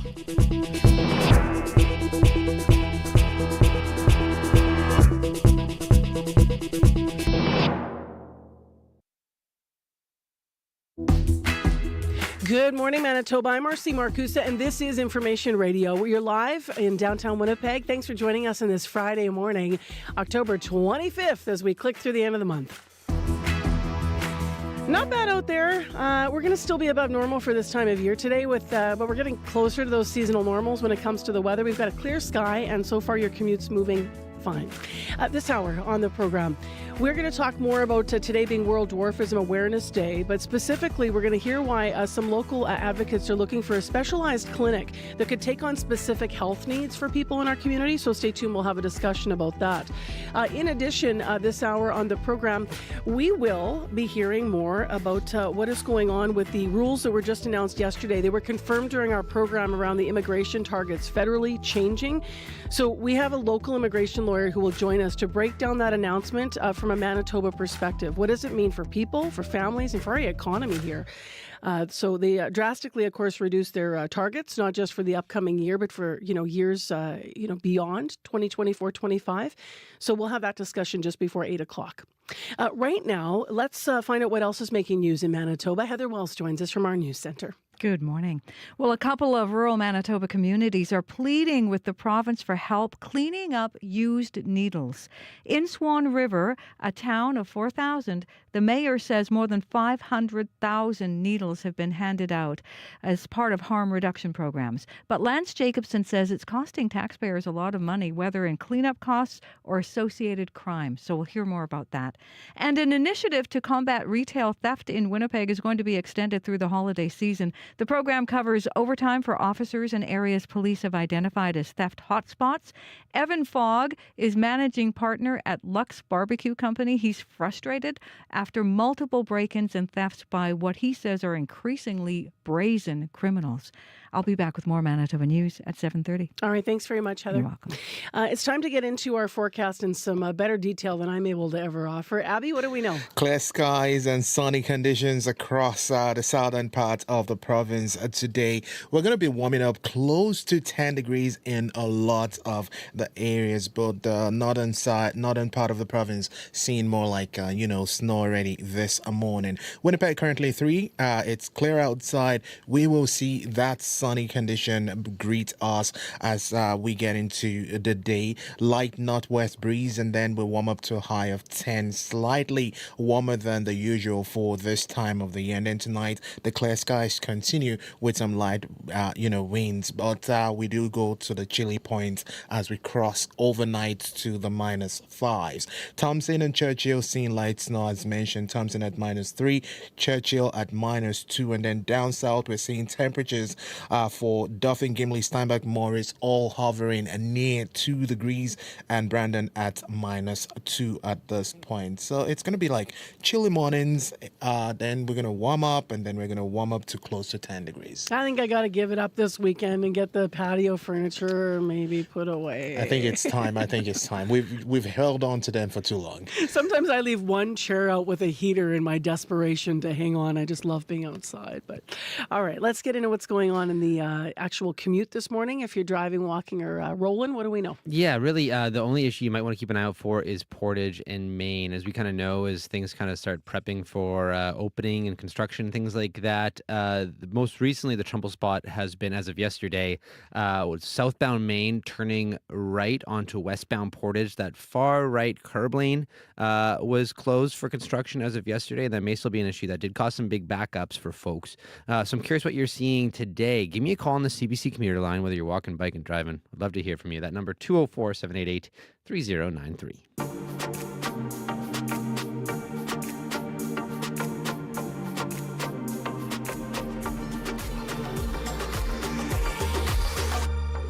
Well, up first this hour on the show, for many years, Samantha Rayburn-Trubick has advocated for Manitobans like herself who were born with dwarfism. Rayburn-Trubick is the president of the Little People of Manitoba and the advocacy director for Little People of America. And today, on World Dwarfism Awareness Day, she's advocating for something specific, not only awareness, but for a specialized clinic. I alluded to this. This would be a clinic that could better handle the specific medical needs that can come with dwarfism. And Samantha joins me in studio. Hi there. Hi, good morning. Nice to see you. Nice to see you. You have a special guest in, too, because Yael Rayburn Vanderhout is also in studio, who was also born with dwarfism. Good morning. Hi. I understand you're related to this fine woman. Yeah, she's my mom. I'm going to start with you. I think, I was going to start with the clinic and what was needed for this, and I'll get there, Samantha, of course. But I wonder, I know you're 18 years old, Yael. What has it been like advocating from your point of view in Manitoba, for awareness around this? I try to be like the best guy I can be. Like, it's like there's a lot of younger little people, and like I know they're always looking for somebody above them who like turns out great, and I hope to be that kind of person. And so it's just nice advocating for that and letting more people know like our journey and what we're about, and just that we're doing maybe better than they are, or good. So you're not shying away from being a role model in Manitoba. Yeah. I love that. Yeah. I love that. Well, your mom has done that for generations before you. This year, though, you want to talk about this clinic. So what I understand about this, Samantha, is you have efforts to open a skeletal dysplasia clinic. What is skeletal dysplasia? So it's a medical condition. Dwarfism falls under it. And so there's over 400 different types of skeletal dysplasia. And and we're trying to open this clinic. Last October, Little People of Manitoba brought in and funded 2 doctors to come from world-renowned specialists. So one came from Johns Hopkins, Dr. Julie Hoover-Fong, as well as someone came from the UBC, or UBC in Vancouver, and that was Dr. Sarah Nickel. And they came and met with local doctors here, and we wanted to provide them with that connection to these doctors so that they could have, someone to reach out to if they had a person with dwarfism or skeletal dysplasia come through and they had that contact. And then they also met with our membership and provided consultations. And then from there, we were able to connect with some of these doctors. And there's fantastic people in Manitoba and in Winnipeg specifically. There's 3 doctors who are willing to help us open this clinic, and specifically Dr. Suleiman Badian, who has just taken this and really run with it. So when you think about, obviously, skeletal dysplasia as it relates to dwarfism, all forms of dwarfism, as you said, come under this umbrella, but the bones do not and can't grow in a usual typical way. But what challenges might that pose through someone's life living with dwarfism where a clinic, could help? So many, there's so many challenges, and each form of dwarfism has different challenges, but specifically it could be something like spinal stenosis, sleep apnea, hydrocephalus, there's lots, and it really could be a life or death situation. It could be having a specialist here, having someone here who could help and who just knows the ins and outs of everything would be phenomenal. Right now we either have to go to the States for specialists, or you go to Toronto, or you go to Vancouver, and here in Manitoba, Winnipeg specifically services Northwest Ontario, services Saskatchewan, services Northwest Territory. So there's a huge community that could benefit from this. What's it like? The other thing is, what's it like for you as a mom? Because now if Yael comes up with something in his own medical journey, Yael, you're 18 now, but I'm just wondering along the way, what was it like for you? Because those specialists weren't so easily accessible here. It was tough, but I was lucky enough that I was advocating and knew who to call when. Yeah. But not everybody has that. So we hope that people connect with Little People of Manitoba so that we can help where we can help. But as a mom, it was, if something happened here, I needed to pick up the phone and call the U.S., for example, or, potentially, if something was serious, head down to the U.S. and have him see one of the specialists. I had surgery when I was young. I was 8, and my parents had to go to the U.S. to have it done. Are there weights involved as well if you're looking to meet with specialists, or how quickly can you get help, even if they are somewhere away? You can usually get in fairly quick. The Medical Advisory Board through Little People of America is amazing, and they're just always willing to help and take folks and take questions. So generally, it is quick, but it's a phone call away or a Zoom call away or a little bit of a distance. For you, Yale, it's obviously, we mentioned that we're talking about the clinic and the specialized clinic that, the community's hoping for, but it's also World Awareness Day. So what would you like people and fellow Manitobans to know about living with dwarfism? It's great. I feel amazing with it. I love sharing my story, encouraging people, and just be you, be who you are, and just live life to the fullest. And when you share your story, what are the most common questions that people ask you about it that you either think are great questions to ask, or maybe stereotypes that you really wish that they would get over already? I mean, most people they go to the worst, like asking, like, what are the problems I deal with? Got it. Like, I can't reach the top shelf, obviously. And they go to that. And I just explain to them, like, I just either ask someone to grab it for me, or I get a stool, or I alleviate their fears by telling them all the good things. And yeah, there are a couple bad things, but that's just life, you know? Did you grow up obviously you have an amazing role model sitting across from you, who's your mom. But did you grow up with a lot of support? Like as an 18-year-old Manitoban, I'm wondering what that support system was like for you outside of your own family unit in Manitoba. Was it readily available, or what was it like for you? Oh, it's great. We go to this convention every summer. I have tons of friends with who are little people, tons of adults who I could talk to who were born with dwarfism, and just if I have any questions, I can talk to anybody, basically. Have you noticed in terms of the growth in awareness, Samantha, what do you notice, like you and I are sitting here, we're similar age, but what do you notice, from that your son's generation has around dwarfism and for awareness that is a positive thing, from that you didn't have? So I think the awareness overall has been fantastic, and I think the more that we've been able to share knowledge and information, the community has supported and really rallied around. I think, the saying, the kids are all right, Yeah. and I really think that we've seen a generation's a generation switch for the positive. And, that generation, Yale's generation, is talking more about pride and confidence. And whereas my generation, we were still learning about how to have that pride in yourself. And it was more about the awareness and the having to advocate.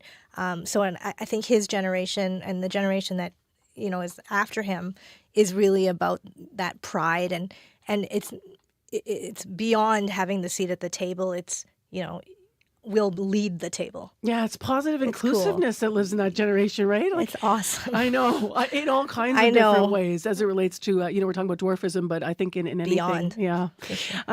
What do you need to make your clinic a reality? Like, what are your needs right now? Is it about, banging the drum and saying this would be great to have here, or where are you at in the process of maybe having this be a reality? So we've got the doctors who are supportive. We have a philanthropist in Winnipeg who's willing to help us fundraise. We need, and what we've been asking for is a meeting with the province. We've had it scheduled a few times and rescheduled, and nothing in the books now going forward. So that's where I'd really like to have a conversation with the health minister and the premier. And finally, I just have to add before you leave, you were recently recognized with the Winnipeg 150 Award. Look at your son. I love it. Can we split screen for YouTube? When I said that, what were you doing?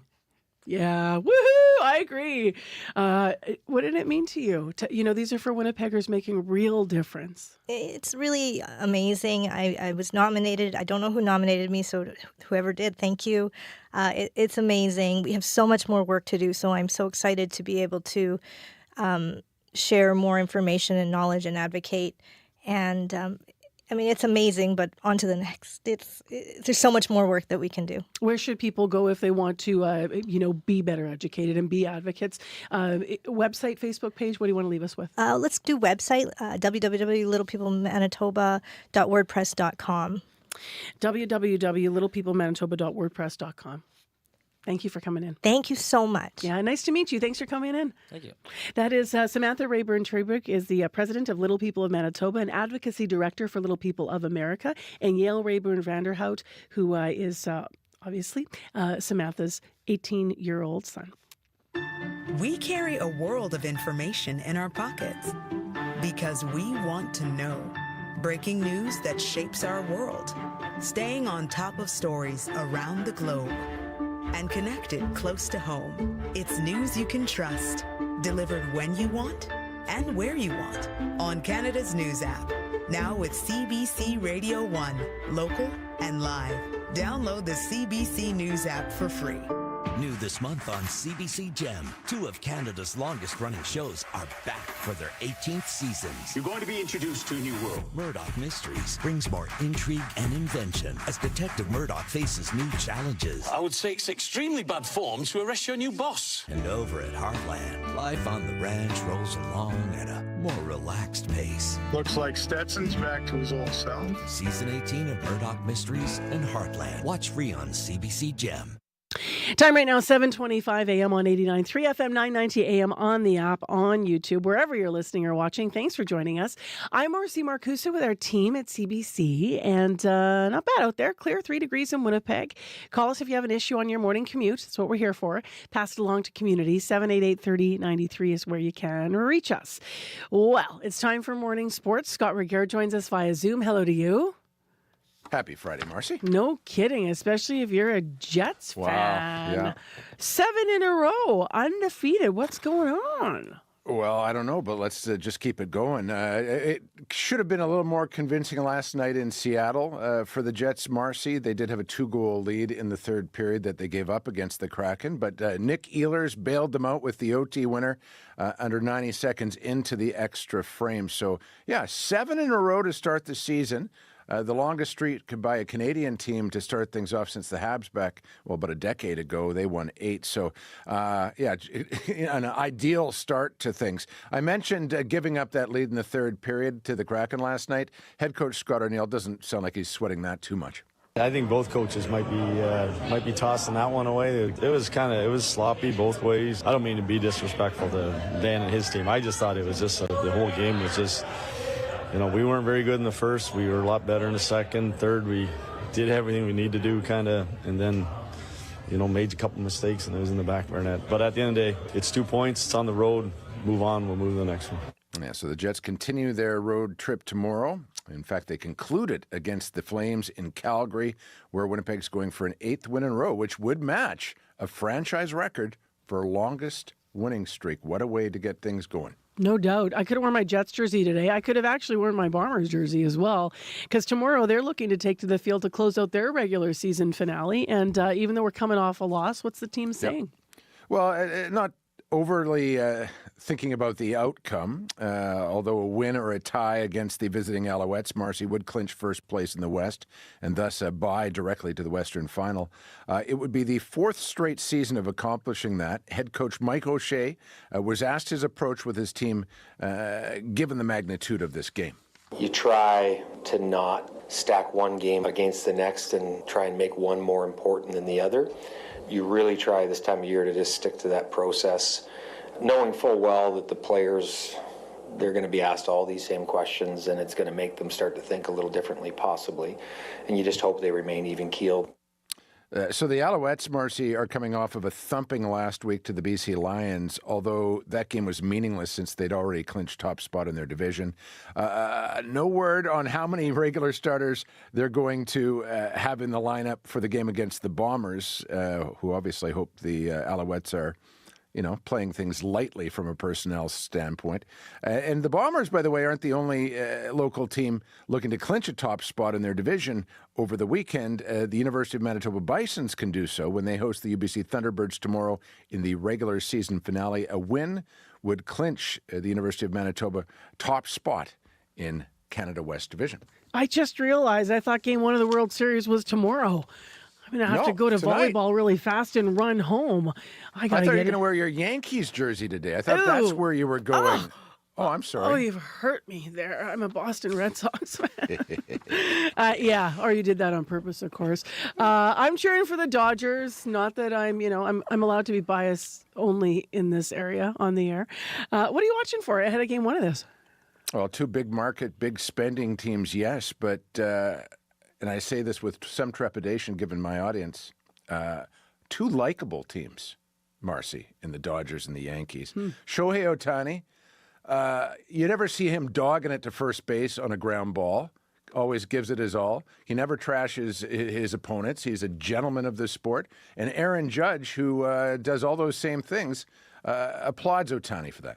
We have our battles throughout the regular season over the years. When he was with the Angels, seeing him hit homers over my head and, having some good series. But getting a chance to play on the biggest stage and the biggest moment, I think that's going to be pretty cool to watch. He's such a great ambassador for this game. He plays the game the right way. You see him hustling around the diamond. I think that just sets such a great example for our youth and all the kids that are going to be watching this series. So, yeah, definitely looking forward to this matchup.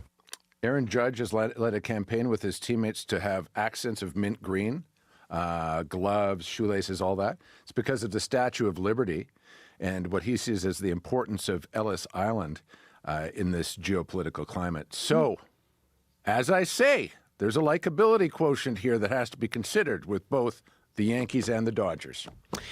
We will see what happens. Thanks, Scott. Have a great weekend. You too. That's Scott Ricker with Morning Sports. So game one, by the way, right around 7 o'clock Central Time. That's our time. Coming up, we were just talking about Winnipeg 150. A city of songs means many languages. 2 local musicians are hosting a cultural song-sharing event around celebrations of Winnipeg 150.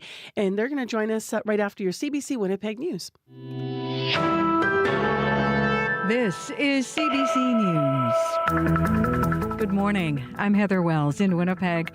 It is 3 degrees at 7:30. It's going to be sunny today. Another lovely day, a high of 10, which is still above seasonal.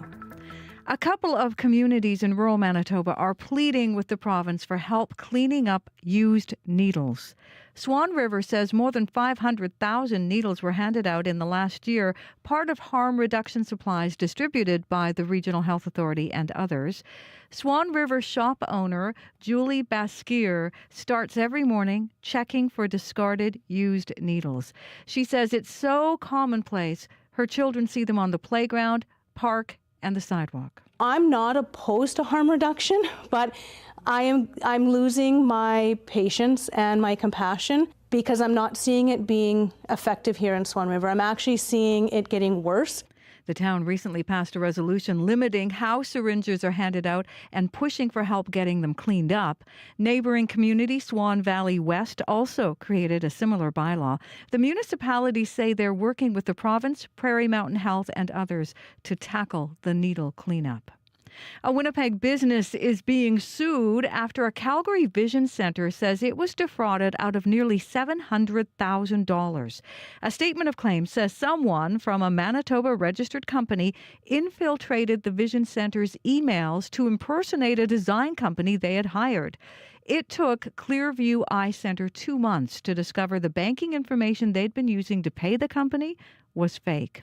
Cybersecurity expert Claudiu Popa of the nonprofit Knowledge Flow says cases like this are happening more often. We call it a social engineering attack. Somebody is fooled into making a payment, transferring cash. You simply find the right targets, you email them invoices, preferably with company names that they recognize, one of their vendors, one of their service providers, and you ask for money. Popa says the fraudsters likely accessed the Vision Centre's emails through finding a password on a publicly available list. Funding for an initiative to curb retail theft in Winnipeg has been extended again. The program now will run through the holiday season. It covers overtime for police officers in areas identified as theft hotspots. Good news for people who are business people like Evan Fogg. He is a managing partner at Lux Barbecue Company.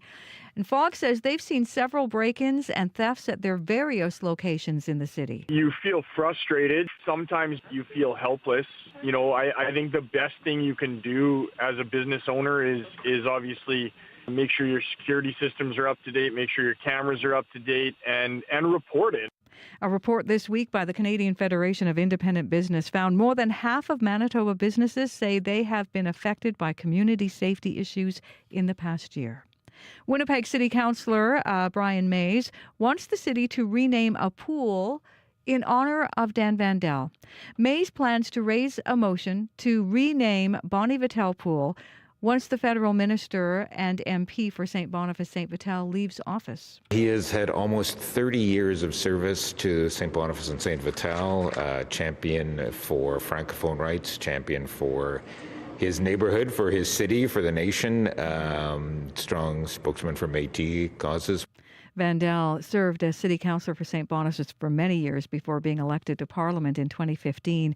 He announced he will not be seeking re-election last week. The Manitoba Wildlife Federation says Robert Sopuck was a powerful voice for conservationists all across Canada. The former MP for the Dauphin area died this week. He was 73. Carly Deacon with the Federation worked with Sopuck on and off through the decades. He was so connected on a grassroots level, but he was also so influential on a national level in terms of just promoting and advocating for hunting and angling and trapping. He was pretty inspirational in our little outdoor community. Deacon says Sopuck was an avid outdoorsman who loved teaching people how to hunt and fly fish. He was a fisheries biologist, newspaper columnist before entering politics. Telling stories of Indigenous women through opera.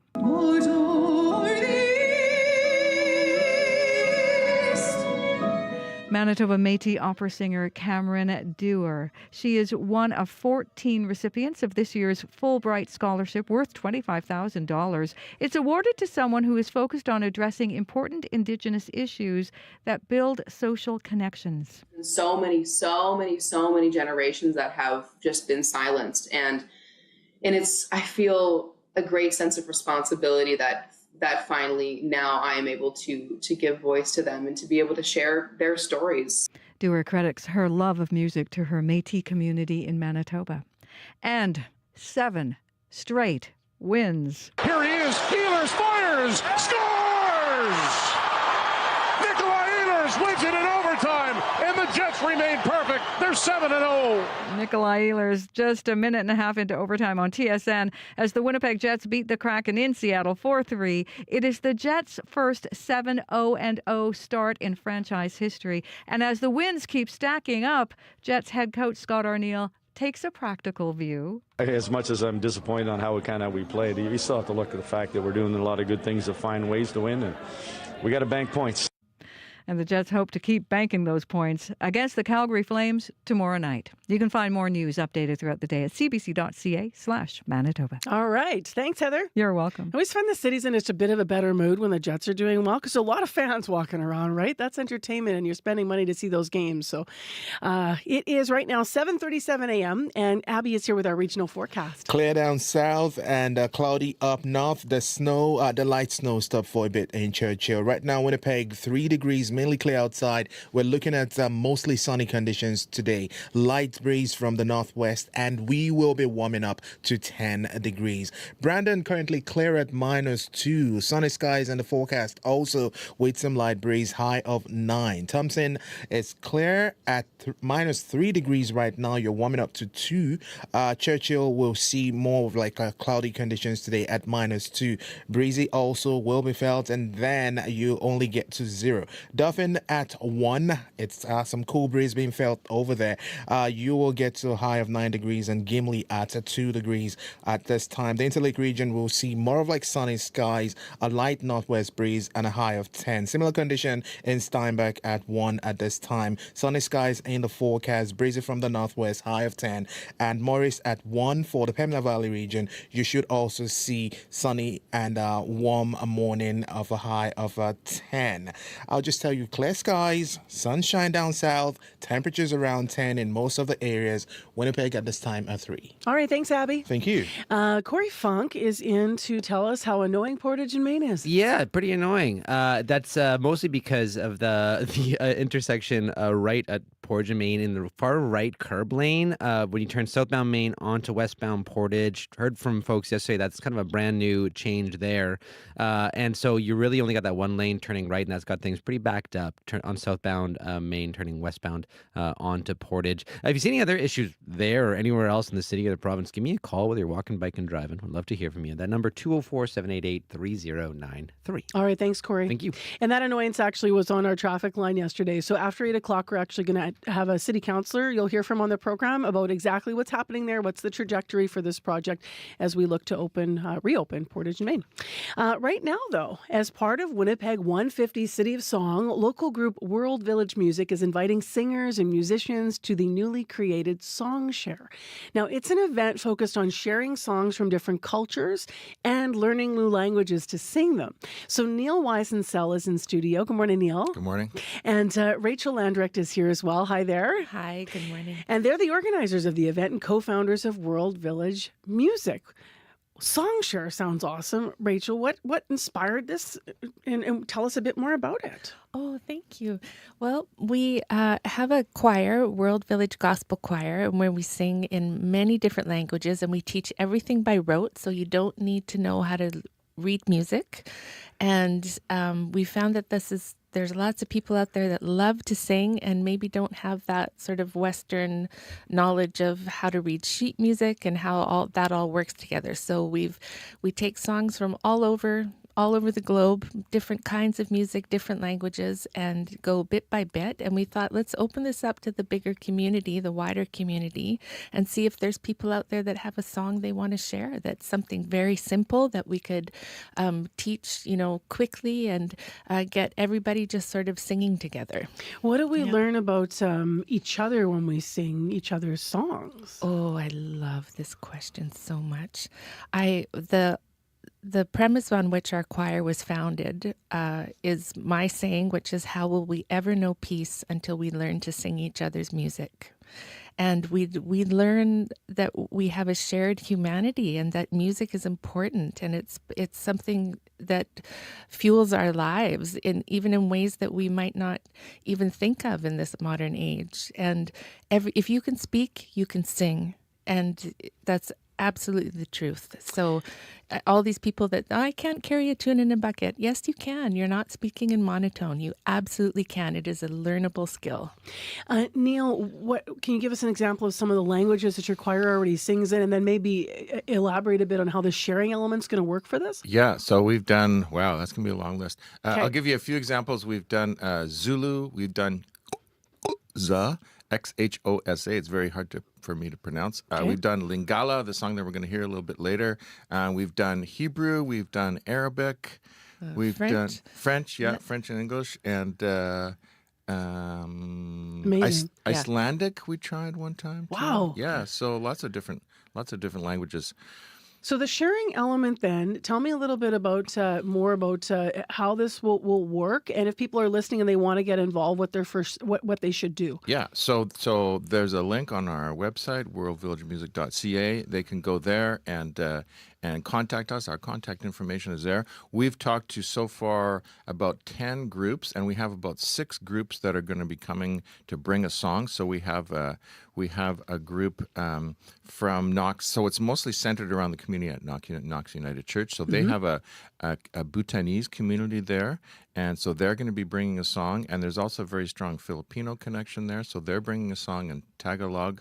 We're going to have another song in Arabic, another song in Lingala, a song in French. So that's what we have so far. So we're just kind of slowly building. And, the window's open for a couple more days, but also people could just show up and, if they have a song they want to sing, that would be great. We'll be ready for anything. This is happening on Sunday. I don't think I said that in the intro. So Correct. This is right around the corner now. There's also going to be food. For whatever reason in Winnipeg, when you also mentioned there'll be a little bit of food too. Yeah. Yes. It's a good thing to highlight. Yes. Well, we've been talking about music drawing people together and being a sort of societal glue, I think, when you sing together, and food does the same thing. So there's going to be some finger food for people, and so we're going to sing for about an hour. We've got a small band of musicians that are going to play and accompany the songs, and then we're gonna have some food together and just share community. In terms of a little bit about what Rachel said, I just want to build on this a little bit. Your manifesto actually is all about focusing on peace, and I was asking about when you sing in other languages and when you sing together, what does it bring you? What does it bring you, Neil? Yeah, there's something special that happens when people sing together, and it's not only good for your body, like there's physical benefits to singing, but there are psychological benefits to singing, there are spiritual benefits to singing, there are even benefits on the cellular level to our beings, and other beings. We have how many plants do we have on our piano, Rachel? Many. We have a many grand plants. piano, and we have plants on the piano, and they're picking up the vibrations of the music, and so all music is sound, and so when it's magical, and lots of it has been studied, but there's also a lot of stuff that we don't know about it. There's this thing that would happen when I was a kid, and we would sing in Ukrainian in front of my grandfather, and we would learn phonetically in the church because that was we didn't have the full language, but we learned enough to sing. And there was this thing that happened where he had broken English with Ukrainian, and he lived in our home. He lived with us. But the communication that came in those moments where we were in front of him, particularly me, because I love to sing, and was able to sing something that took him to his childhood, like that connection was, it's indescribable. Gives me the goosies. Yeah. Truth bumps. Yeah, there's something super powerful there. It must be amazing when choir members are the ones to look behind them and go, this is my song. Yes. Look at everybody singing together. Yeah. The song you'll hear later is actually, we were practicing it with the choir, and then someone who goes to Knox Church heard the choir practicing, and he poked his head in and he's like, what's happening? This is my language. Amazing. And and it was such a beautiful moment. Like, it was just one of those Winnipeg is built on relationships. So any newcomers, any people new to here, I've only been here for 10 years personally. It's built on relationship, and just plant yourself somewhere and let the love happen. So I'm mindful of time here. We have 30 seconds, and then I want you to set up the song for us, Neil. Okay. But you were going to say something. Well, I was just going to say that. So then that's JP Kisama, who you'll hear in the song. Then after that, it's like, okay, come on. Then he headlined the song at the concert. Yeah, turned out he had a great voice. He had a great voice, super charismatic. Yeah, he just ducked in and said, I'm hearing my language, and now he's in the choir. And then it's like, okay, so he's leading the song. So he's just a magnetic kind of personality. So we're going to hear Nanazela Nalola. Yeah. Right? What do you want to say about the song before we lean in and listen? So the composer is Joseph Kalembe. It's a song from the Congo. It's in the language of Lingala. We begin at 3 p.m. I'll add some of that in for sure. And it's copyright 2004 GBG Music. Okay, so that's what we're about to hear. And Rachel was just making sure that everybody listening, and this is very important that you know, this is free. So please, this is Sunday, Knox United Church. That's 400 Edmonton Street. In case you've never been there, beautiful space to hear music, by the way. And it does begin at 3 o'clock. This is celebrating Winnipeg 150. It's Song Share happening on Sunday. Neil, thank you for coming in. Thanks for having us. Yeah, Rachel, thank you for coming in. Thank you so much. So we're going to leave you here with Nanazela Nalola. Nanzela nalola toko tambola malembe. Malembe toko tambola. Nanzela nalola toko tambola malembe. Malembe toko tambola. Leko nanga malembe. Malembe.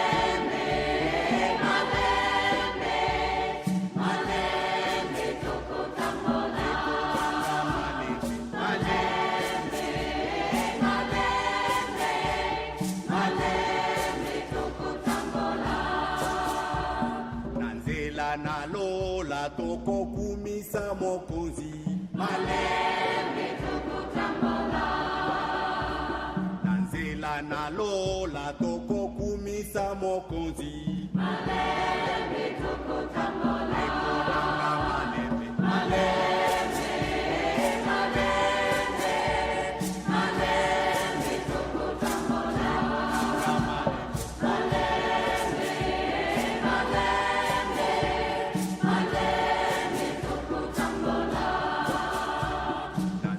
Nalola toko yembe la masia. Malembe toko tambola. Nanzela nalola toko yembe la masia. Malembe toko tambola. Eko nanga malembe. Malembe. Malembe toko tambola.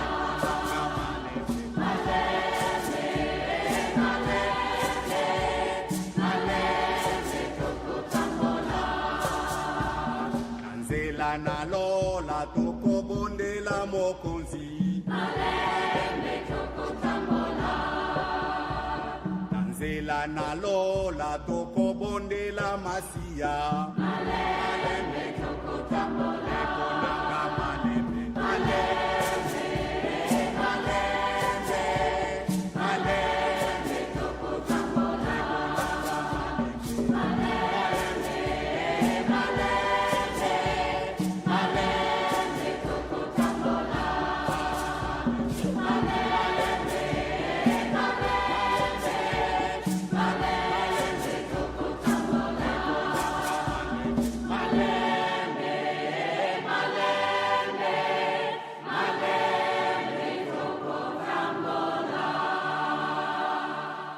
How awesome is that? That's Nele Zile Nalola. And if you want to go to this concert on Sunday, please do. Knox United Church. It's free. It's at 3 o'clock and it's song share. By the way, to entice you further, I just want to mention that Faith Fundal, our very own host of Up to Speed here on CBC from 3 to 6, is going to be doing some singing in Tagalog, I understand. Also, coming up, if you want to support the choir, they have an Aretha Franklin event coming up in February. But start with Sunday and get out and do something lovely. It is 10 minutes to 8 o'clock now on 89.3 FM. It's clear. It's 3 degrees. And for Friday, we're looking for a high of 10 here for our Friday, and a sunny sky is expected in Winnipeg. Traffic is cooperating so far, 788-3093 if you need, though. Portage Avenue, Portage and Main, been an issue because they're doing that pre-construction, so be careful. It could remain an issue. I want to mention that after 8 on the show, the increase of theft and crime in the city is not only affecting businesses, but also places of worship. We're going to talk to 2 local leaders about what they've been experiencing here in our city around that. Right now, though, it became official yesterday, the federal government announcing plans. They're going to cut back the number of immigrants coming to Canada. They'll cut the projected number of new permanent residents from 485,000 to 395,000 in 2025. And then there's more cuts in following years, in 2026 and again in 2027. So what does this mean for Manitoba, for our economy, for families, for people? Reese Pachtcan is an immigration lawyer here in Winnipeg and joins us in studio to give us his take. Hi there. Good morning. So what is your Manitoba reaction to this announcement? What will it mean for us? Well, it's interesting because the federal government, when they made their announcement for provincial nominees, and that's the type of immigrant that Manitoba gets to select, they dropped the total number of provincial nominees nationwide from a target of about 110,000. That was the target they had set last year, to the target they just set a few days ago down to 55,000. So when you drop the number of provincial nominees nationally by over 50%, the question is, how many provincial nominees is Manitoba still going to get? They get 9,500 a year so far. Is that number going to drop? Is Manitoba going to stay the same and they're going to drop other provinces? But it looks pretty bleak on that front. So while you raise that, let's go to a clip here because I asked this question to the Federal Immigration Minister, Mark Miller. He was in studio last week as he happened to be in Winnipeg. So here's what he had to say when we asked that. For provinces that are willing to work with us and willing to be responsible in their duty to make sure that immigrants are well supported when they get here and contributing to the economy, we're willing to work with provinces that take that responsibility. A little bit vague of an answer, but what's your reaction to that? Is that hopeful, or is that, do you have more questions out of that? Well, I mean, it is hopeful, but the fact of the matter is they've said they're going to cut this by more than 50%.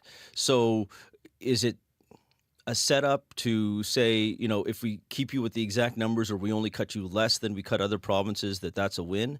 I mean, it could be a win, but that's almost like saying the Winnipeg Jets have lost a game, which they haven't yet, but they played well. I mean, it really doesn't matter. You don't get your 2 points. So I really think that what is going to be interesting is to see what the federal government does with that. Now, the federal government in their announcement also said that they were going to be doing targeted type of permanent residency draws, something of that nature, where they're going to be looking at health care and other important sectors to Canada. And if that's going to be done to help augment the situation in Manitoba, that would be positive. But then if that's a pool that's available to everybody and all provinces, then the question is what's Manitoba's share going to be? Because it is harder to attract people to Manitoba than it is to, Toronto, Montreal, and Vancouver, and that's been the traditional situation for decades. What's your sense of why there's been such a change in plans and why the federal government is now, doing this now? Well, I mean, you have some sympathy for what's going on in Canada. I mean, there's a housing issue in lots of places. There's access to healthcare in lots of places, and an increase in population will put strains on that. So obviously there has to be a way to address those sort of issues. The question, though, is whether we're addressing the issues correctly, whether we are addressing the issue as it pertains to Manitoba correctly, or if there's a national solution that is addressing a crisis in other cities and other provinces, and Manitoba happens to be taking the brunt of that as well, when the situation in Manitoba is arguably different. Because we're hearing already in the news, I mean, from businesses that have spoken to CBC that they have concerns. We've obviously done stories over many years about not just individual businesses that, their economies are, they're growing through immigration, but there's communities that are growing through immigration here. And we've sort of done things a certain way. We've been heralded as a leader in terms of our provincial nominee program, if you look at it over the years. Could this potentially hurt us more than help us, what they're doing, if they don't look at Manitoba in a unique way, and also with some measurements around it? Because Mark Miller can say that we know we have a promising relationship, but then what does that specifically mean for us? Do we need our leaders to press for more details here? Well, I think so. And the federal government does have a responsibility to advise all of the provinces of what the provincial nominee numbers are. And that should be coming, I believe it's within this month or maybe early next month. So once that number comes in, then there's going to be some hard decisions that have to be made by the provincial minister, Malaya Marcelino, and the provincial government as to where their priorities are going to be. Because that number is certainly going to be a finite number, and it doesn't look like it's going to be an encouragingly large number given the global cuts across the country. So that's where the decision is going to have to be. And then that could impact, or it certainly will impact Manitoba. And the question is how will that impact Manitoba's growth?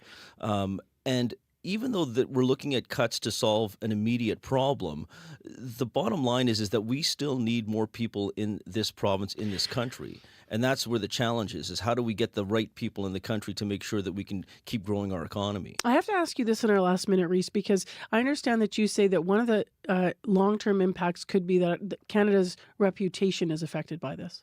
Oh, absolutely. I mean, when you do the way things that have been rolled out in the last year by the federal government, you make a cut here, you make a cut there, you change a program here, you change criteria there, and you do it almost monthly, where you change a different program or a different criteria every few weeks. It creates a lot of uncertainty, not only for businesses here and for families here about, bringing people to Canada, but the overseas immigrant. And the overseas immigrant, if they want to move someplace, they can choose a lot of different places. They can choose Australia, New Zealand, the United States, United Kingdom, many other countries.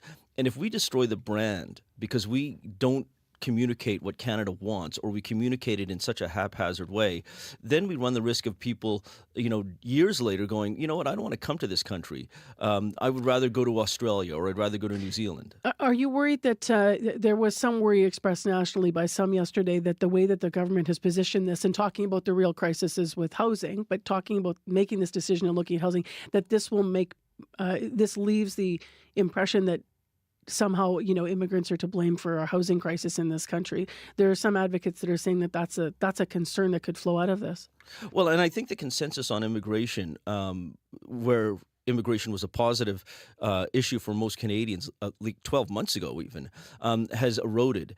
And I don't think it's fair to blame immigrants for the housing crisis. I mean, they made applications. They didn't have a global idea of what's coming to Canada. It's the governments who decided, hey, we'll let you in, and made the promises of this is what's going to happen to you when you can come in. So it's really not to blame an individual or even a group of people. It was really government policy that brought all these people here. Always a pleasure having you walk us through these things. Thank you for being here. Thank you very much. Good morning. Good morning to you. That is Reese Pactican live with us in studio this morning at CBC, immigration lawyer here in Winnipeg. Now, we do have a footnote. We have a statement from Minister of Labour and Immigration Manitoba, Malaya Marcelino, who said, quote, the provincial nominee program is important to growing our economy. The reality in Manitoba is we're in need of skilled labour, particularly in rural and northern areas, and we will continue to advocate for the federal government to meet Manitoba's labour needs. And that's the end of that quote.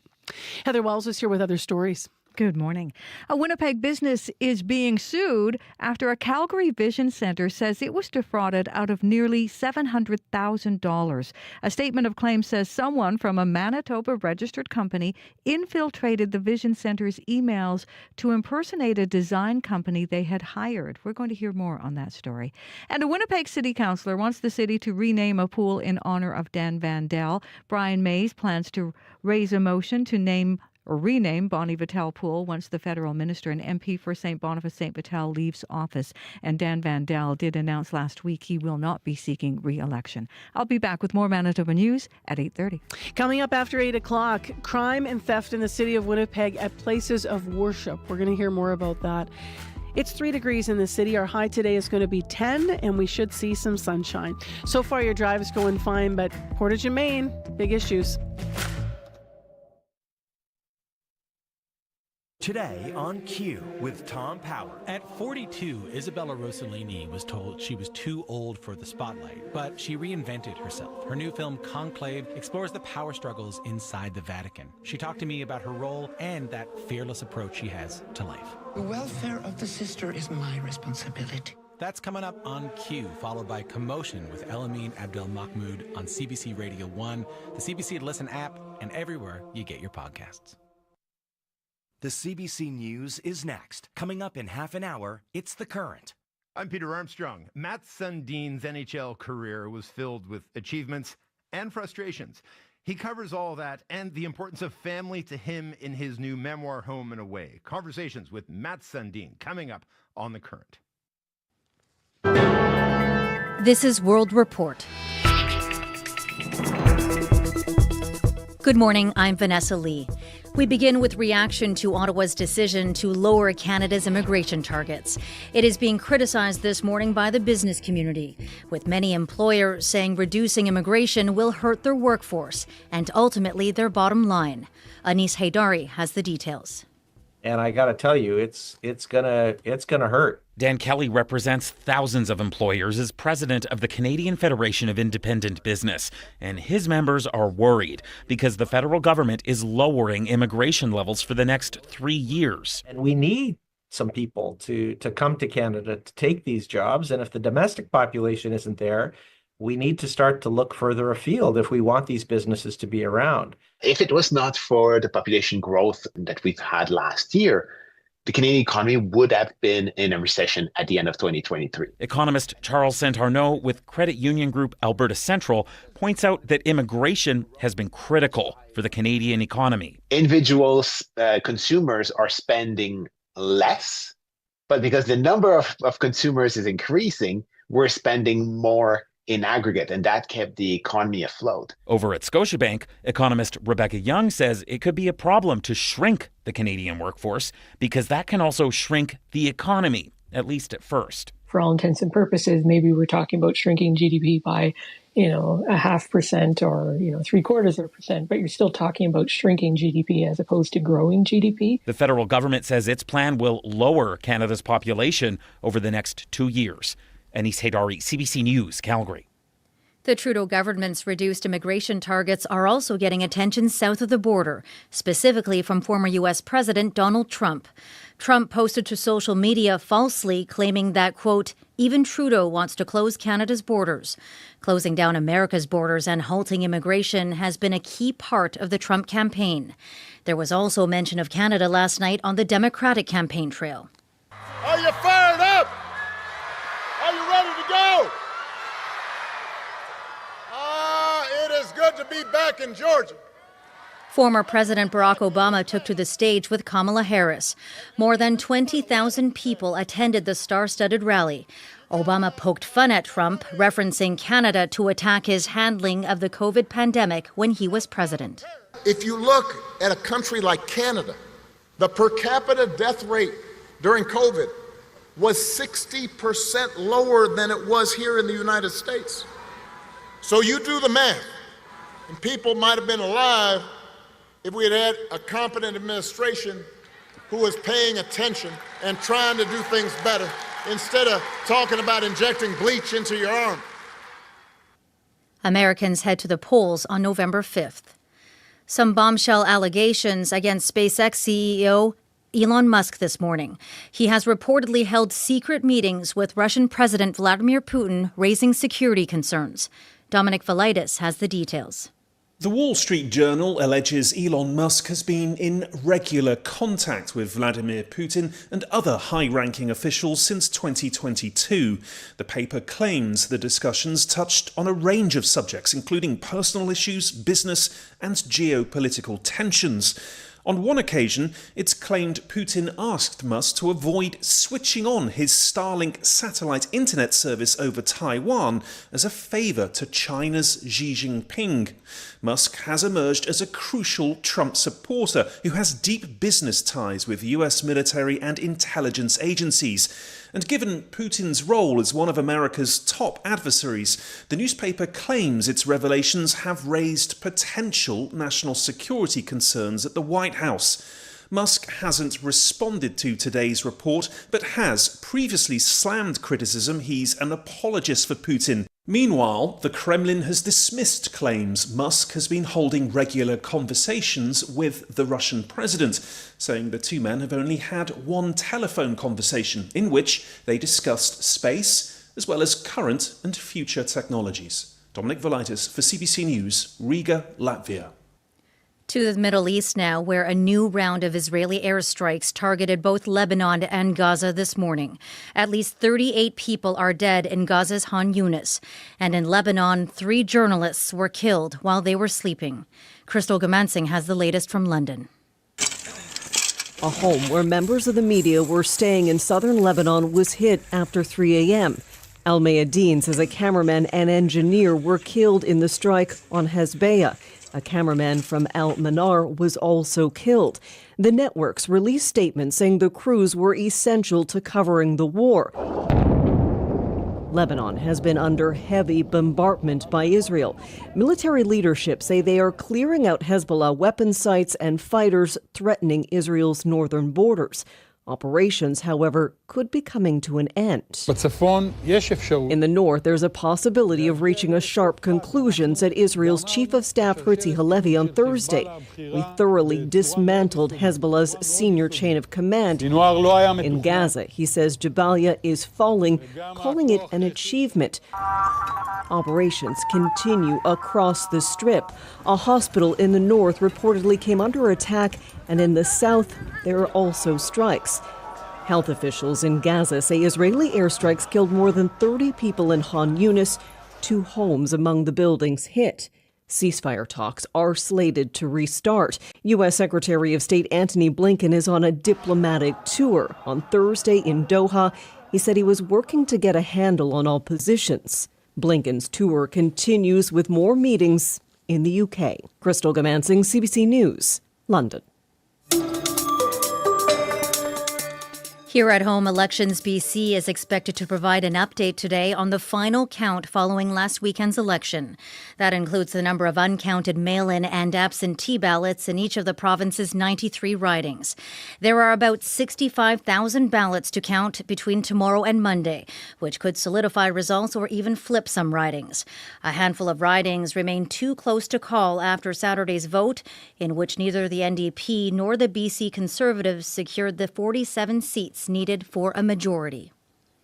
As this country continues to reel with the auto theft crisis, an investigation by CBC's Marketplace looked at the most stolen vehicles in Canada. It found the same models in the UK are harder to steal. It comes down to what automakers are willing to do and what rules Ottawa requires them to follow.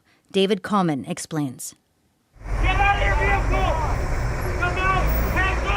At a Tim Hortons drive-thru outside Toronto this fall, a stolen Ford Bronco tried to drive over several Peel police cruisers.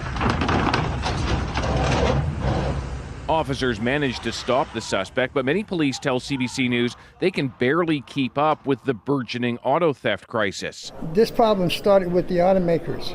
They are selling vehicles that are insecure Marketplace heard that message repeatedly at a recent international auto theft conference in Orlando, including from Canadian investigator Brian Gast. The vehicle still has to be harder to steal in the first place. Well, Marketplace found that cars are more protected in the UK, where an insurance industry-funded research centre scores vehicles on their security features, things like alarms that sound when a window is broken, or a guard against theft by tow truck when a locked vehicle is tilted.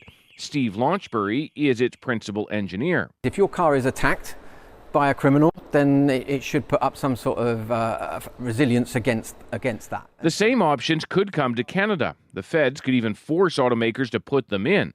Marketplace asked Transport Minister Anita Anand when updated standards are coming. We will put something on the table in 2025. Standards that can't come soon enough, with thieves able to spot and steal cars now, often in under a minute. David Common, CBC News, Toronto. And finally, a long ordeal in space ended early this morning for 4 astronauts. And splashdown. That splashdown in the Gulf of Mexico off Florida's coast. The SpaceX capsule bringing the astronauts back to Earth after nearly 8 months aboard the International Space Station. The 4 included 3 Americans and 1 Russian. They were originally supposed to return last month on a Boeing Starliner, but safety concerns meant that capsule came back empty. Hurricane Milton created another delay, followed by another 2 weeks of high winds and rough seas. And that is the latest national and international news from World Report. You can listen to us live every morning on the CBC News app. Just tap on the local icon. I'm Vanessa Lee.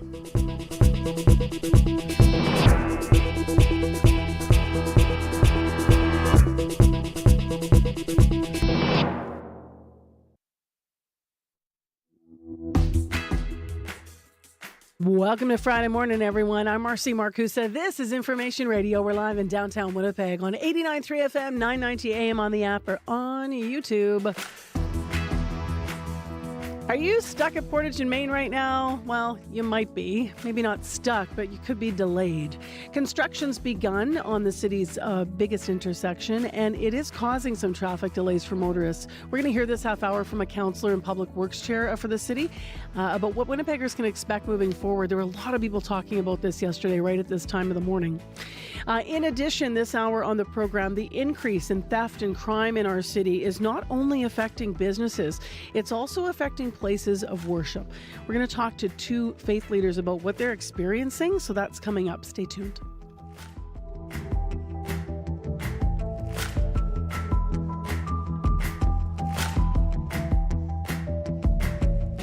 Right now to Heather Wells with our news headlines. Good morning. Well, some rural Manitoba communities are pleading with the province for help cleaning up used needles. In Swan River, the mayor says more than 500,000 needles have been handed out in a town of just 4,000, part of harm reduction programs. But Lance Jacobson says it is costing taxpayers a lot of money, whether in cleanup costs or associated crime. And telling stories of Indigenous women through opera. That is what Manitoba Métis opera singer Cameron Dewar aims to do. She is one of 14 recipients of this year's Fulbright Scholarship, worth $25,000. We'll hear more in our next local news at 8:30. All right, thank you, Heather. You're welcome. Abby, tell us more about the weather. The sun already making its appearance down south. That's the condition for today. Sunny skies around 10 degrees we will see down south, while the north will see more of like cloudy conditions with a chance of light snow being felt here, and then highs would only get to 2. Winnipeg at 3 at this time. We will see sunny conditions, light northwest breeze, and then we warm up to a high of 10. Cooler temperatures up north. We're seeing -3 in Thompson and -1 in Churchill. That light snow has returned again, so it might be you might need to plan accordingly. And for down south, we're seeing sunny conditions in most of the regions with breezy northwest winds. -3 in Dauphin, -3 in Brandon, 0 in Dauphin, and 1 Gimli Kimberly Steinbeck Morris all seeing 1 at this point and warming up to 10 degrees. Winnipeg, it's a 3 and 1 at the airport. All right, thanks, Abby. Thank you. Corey Funk, this half hour we're going to really dig into Portage and Main, but what do we know this morning about any issues anywhere? Yeah, what you need to know right now is that curb lane on southbound Main Street turning onto westbound Portage. That's closed for construction right now, so that means if you're trying to get onto Portage Avenue going west, you only got that one lane to turn, so look out for that. Caused some pretty big backups yesterday. May very well be the case today as well. Other than that, if you see something else going on, give me a call on the CBC commuter line if you're walking, biking, driving. Would love to hear from you. That number, 204-788-3093.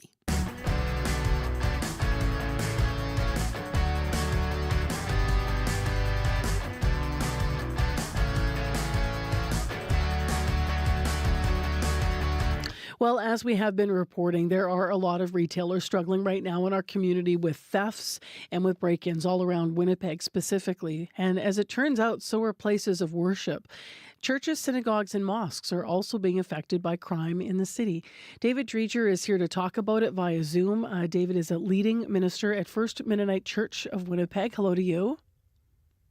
Good morning.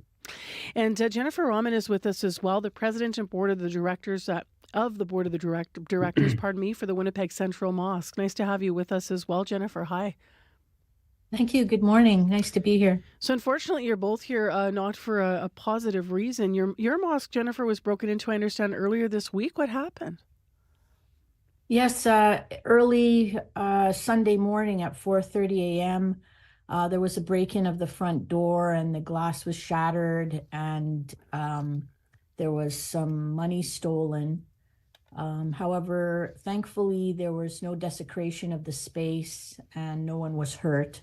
Unfortunately, worshipers coming to the Friday prayers today will have to enter through a wooden paneled door until we get it properly fixed.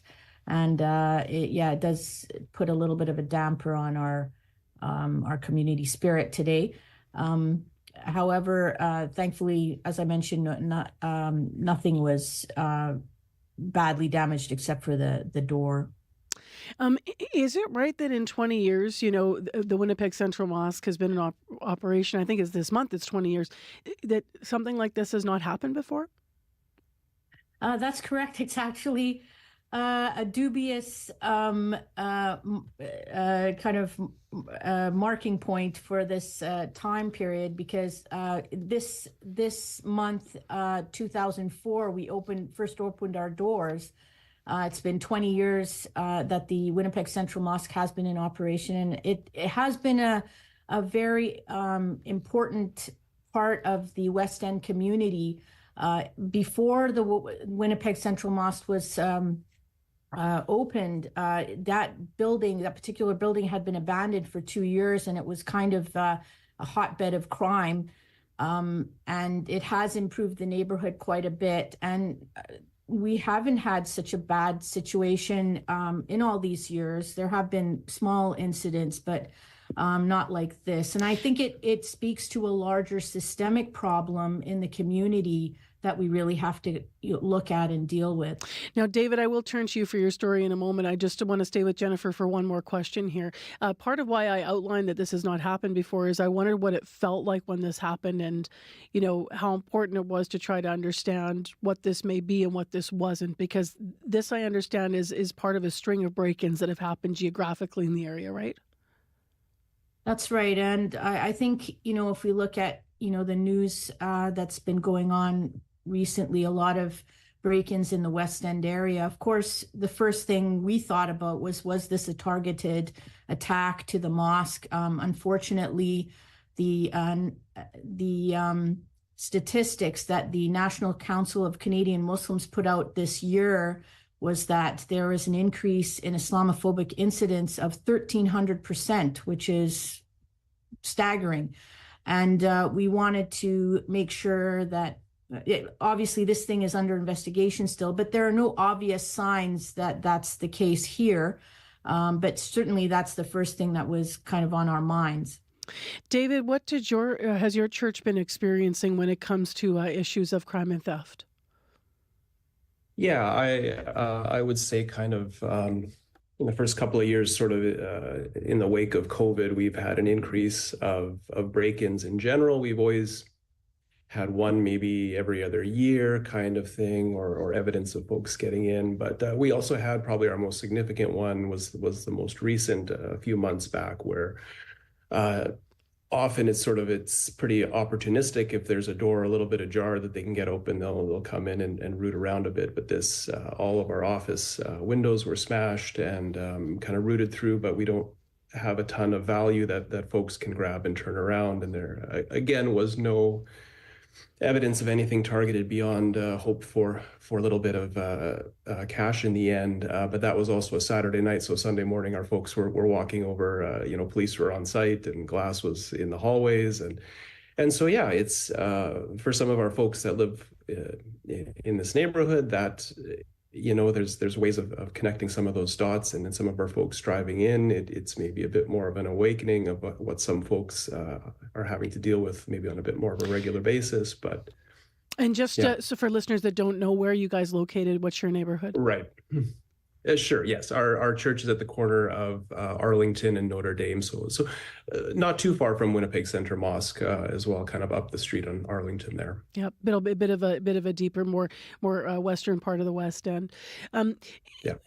What is it like? I mean, it's interesting. Both of you were talking about, when people arrive at a place where they worship, having to see either police on site or walk over broken glass or change your plans, particularly in faith communities where these are places where this is community, this is safety, this is where people gather.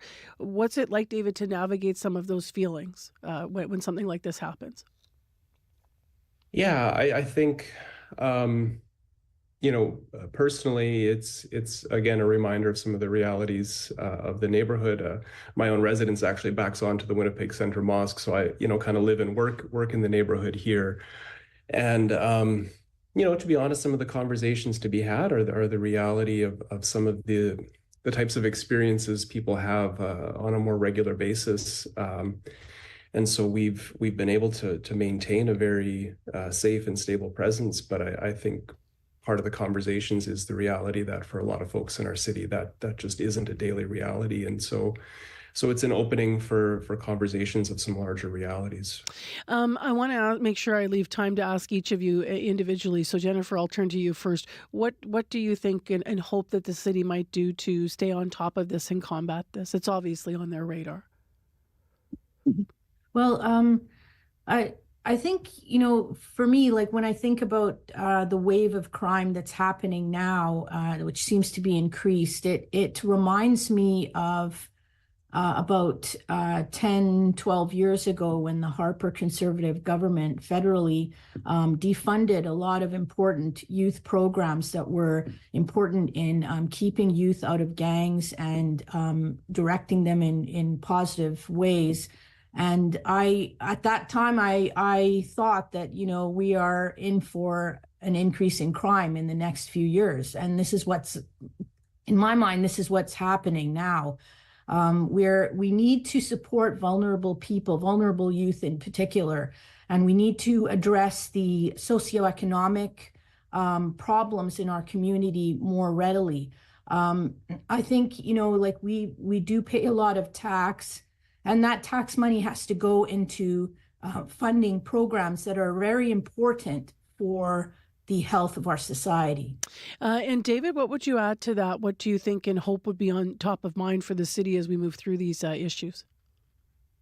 Yeah, I would mostly echo what Jennifer said. I think, there are parts of the city have been able to maintain a level of security because of, policies for what sort of development can happen there, property values, income that just create its own environment. And so as a whole city, we need to understand that other parts of the city are underserviced and folks need to be somewhere. And we need to collectively as a city embrace, our people as a whole and put the resources where they're needed most. I always run out of time, but have you guys both feel, and this could be a separate interview, but do you both feel that there have been maybe some services that have been cut in your neighborhood, in the West End and wider West End? Is your sensibility that more is needed? Yeah, I would add simply, the turnaround of affordable, accessible housing. When we talk about fires and break-ins, to have witnessed so many apartment buildings up in flames in the West End, and just the resources for affordable, accessible housing would be a major one. Got it. And from your standpoint, Jennifer, is there sort of you raised this, the feeling that there could be more resources geographically, specifically? Is that something that you feel is maybe starting to be lacking in the neighborhood? Well, I think, there's only so much that communities can offer. If, community centers and athletic centers are, available to the sort of peripheral areas of the city and not to the central areas, like, supports for youth, they need things to do. I think I would like to see more investment in programs and, centers for youth to do things, the productive things, and to be able to have mentoring. There's only so much our communities by ourselves can fund. Yeah. Thank you both for being here, and I'm sorry for what happened in each of your sacred spaces. I appreciate you. Thank you for being here. Thank you very much.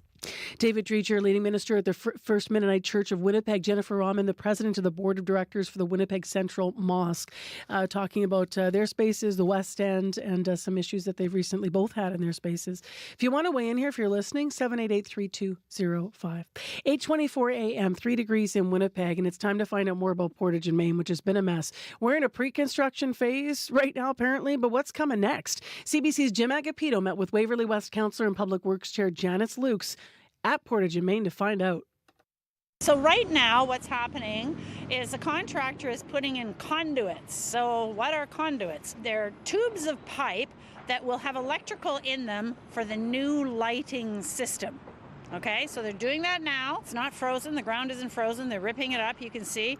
And how long do we expect some of these delays to stay till? This is the start of a very interesting experience from now till the end of June. If you can avoid Portage and Main for the next 6 months, I'd highly recommend avoiding it. There will be construction going on here, starting now, right to the end of June. The construction will be intense because we're removing these big barriers. We're doing design and realignment to sidewalks and to lanes. So it's not going to be fun. So I would say find another route. Now, some of our audience have also asked, why is construction being done during peak, rush hour times, and why can't it be done, say, at night? Very good question. In Winnipeg, we don't have freeways. We have collectors, we have regional roads throughout the city. It's very challenging for multiple reasons to do construction at night. Even though we have a very short window of time, we would need another crew. We can't run the same crew for 15 hours. We'd need another crew. What will this other crew do when the construction season ends, right? Currently, the current crews, most of them go on snow removal. But we don't have a budget large enough. I mean, our budget, what is it, about 160 million this year? If we had 2 sets of crews, that work would be done much sooner. Would be done, like, let's just say, would be done in June. People with experience and talent, what are they going to do until the snow comes? The second one is a lot of other organizations are involved in road work. Hydro's involved. Fiber optics people are involved. Crews that check the testing and that test the compaction of the materials that are being put out. They would all have to be on call. It would be a complete, a whole other alignment of teams of people. Safety factors of light. And then probably one of the biggest factors, and I'll speak to this in more detail, is the noise, okay? So people don't want this going on 24/7 in their neighborhood. They want to sleep at night. The South Perimeter had a mill and fill and asphalting done a couple of years ago. Everyone's sort of set back from the South Perimeter. I had so many calls on that, on the noise. So it's very challenging to do work in the city at night. Is the city doing enough to mitigate these delays? Well, people have various opinions on that. So I think there's always room for improvement. The challenge is often we are waiting for another entity to come And whether it be our own team of, like, let's say water and waste, you open up a road, there's a lot of surprises when you open up a road. Maybe it's water and waste that has to come. Maybe it's hydro. Maybe it's fiber optics. We have a very short window of time. We have to get this done. There's a lot of demands. So it's not pleasant. I get it. It's not pleasant. But you know what? At least we have the money to do it. That's one way to look at it. In the long run, how confident are you that this will make the intersection better for Winnipeggers? I think it will make it better. We're really focused on improving our downtown. There will be changes. People are always challenged with change, right? That is one of the biggest sort of challenges we have in this job is change. I think it will make it a lot better. Look at the apartments that we've got going up. Across from the Forks, we've got a lot more apartments going in the Forks, right? We want to do a lot of work in our downtown. People make our downtown safer, and they make them livelier. We're putting a lot of money into housing in the downtown. I think it will make a huge difference. You represent Winnipeg residents in South Winnipeg, many who were opposed to the opening of Portage and Main. Now, with all this happening, do you think their attitudes have changed since this work? I think a lot has happened since the pandemic. I think people see our downtown is really, really struggling. This is not going to fix our downtown, but this is one of many, many tools that will help our downtown. And I think the residents of South Winnipeg understand that. I've got a very smart group of people out there. I think they understand that the city has to do as much as we can to improve our downtown. And this is just one. It's not the silver bullet, but it is one factor. I just would really hope that people will be patient. It's not going to be fun. And then we add a snowstorm to it and mounds of snow, right? It's not going to be fun. It's going to be challenging. Find a different route and it'll all work out in the end. And I also want to add that the reason we're doing this in an accelerated timeline is because we're changing our transit routes in July. So many of the routes will be coming through Portage and Main. And it's very important that we have this work done so that when we flip our transit system to provide better transit service like we have in Southwest Winnipeg, which is good, citywide, we need this to be done. So that's why we've got an accelerated timeline. And all of that is on track so far? So far, so good. Janice Lukes with Jim Agapito at Portage and Main yesterday talking about the timeline here for what they're going to be doing there. Janice Lukes is a public works chair. So November 15th, the big day when everything really starts in earnest with construction. They're calling this a pre-construction phase, but it doesn't change the fact that you might face delays in the next number of days. This just started 10 days ago, of course. I'm Marcy Marcusa, and your CBC Winnipeg News is next. This is CBC News. Good morning. I'm Heather Wells in Winnipeg. At 8:30, it is 3 degrees. It's going to be beautiful today. Lots of sunshine and a mild high of 10. A couple of rural Manitoba communities are pleading with the province for help cleaning up used needles. Raina Badowski starts her day shoveling used needles from the front door of her dance studio. She says it's been a growing issue in Swan River. It's really sad. I don't think that is, kids have enough to worry about, never mind having to worry about needles in the place where they're supposed to be coming to dance school. The town of Swan River says more than 500,000 needles were handed out last year by Prairie Mountain Health and Manitoba Harm Reduction.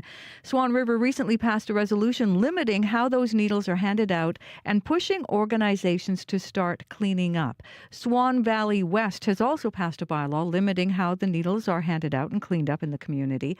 The province, Prairie Mountain Health, Manitoba Harm Reduction, and the municipality say they are coming up with a clean-up solution.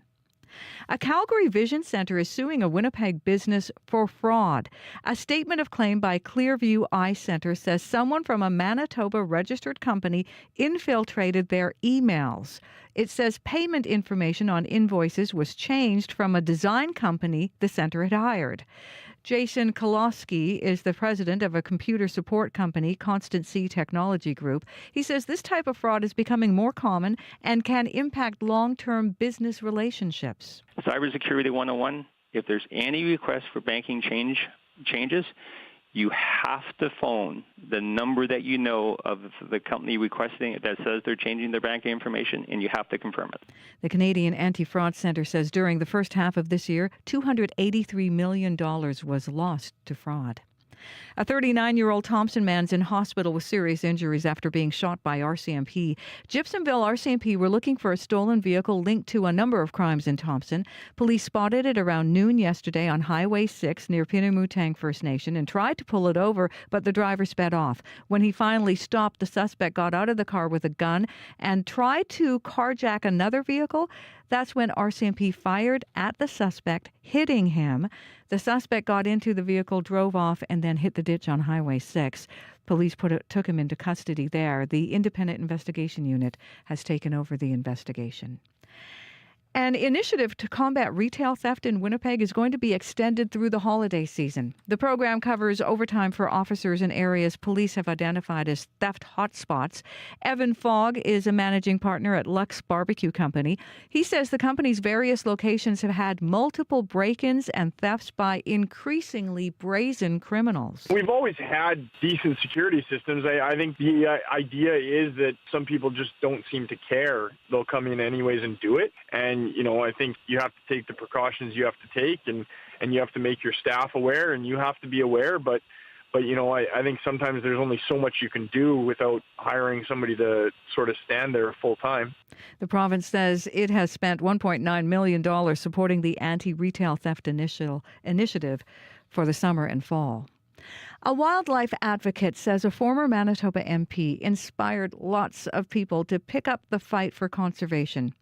Robert Sopak died this week at the age of 73. Sopak represented the Dauphin area for 9 years until his retirement from politics.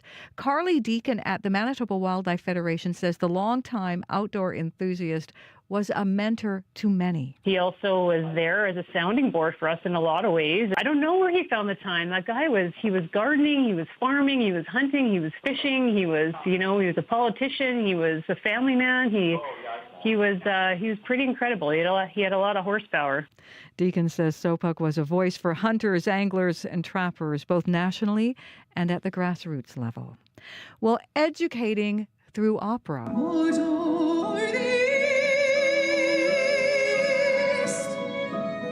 Manitoba Métis opera singer Cameron Dewar. She is one of 14 recipients of this year's Fulbright scholarship worth $25,000.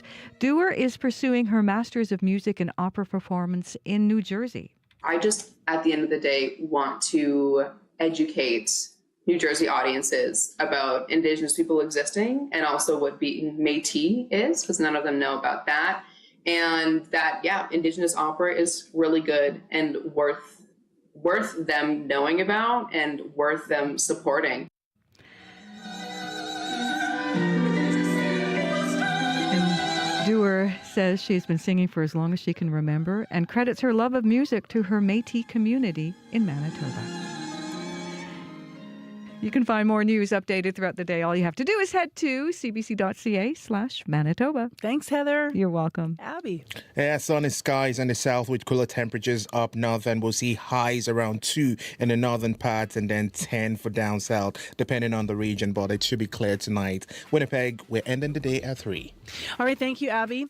Speaking of thank yous, thanks to Heather Wells, Aaron Broman, and Megan Ketcherson in our news department. Thank you to our associate producers, Corey Funk, Abby Adeyemi, Chloe Friesen, Issa Kickson, Kalkadan Mulugeta, Sierra Sanders, Chidi Akuma, Jim Agapito, May McKillop, Bruce Layden, Marshall Hodgins, and Dylan Longhurst. Also in our overall unit, community reporter Shanley Vidal, hosts Nadia Kidwai and Faith Fundal, producers in unit Wendy Parker, and this week, Donna Carrero. The YouTube producers, Kevin Nipatebo, Nellie Gonzalez is the show producer of Current Affairs programs overall, and Leif Larson is the senior producer of audio here at CBC Manitoba. I speak swiftly, but that does not reflect all of the work that these folks do. So thanks everybody for your really hard work day in, day out on all the shows. Appreciate you.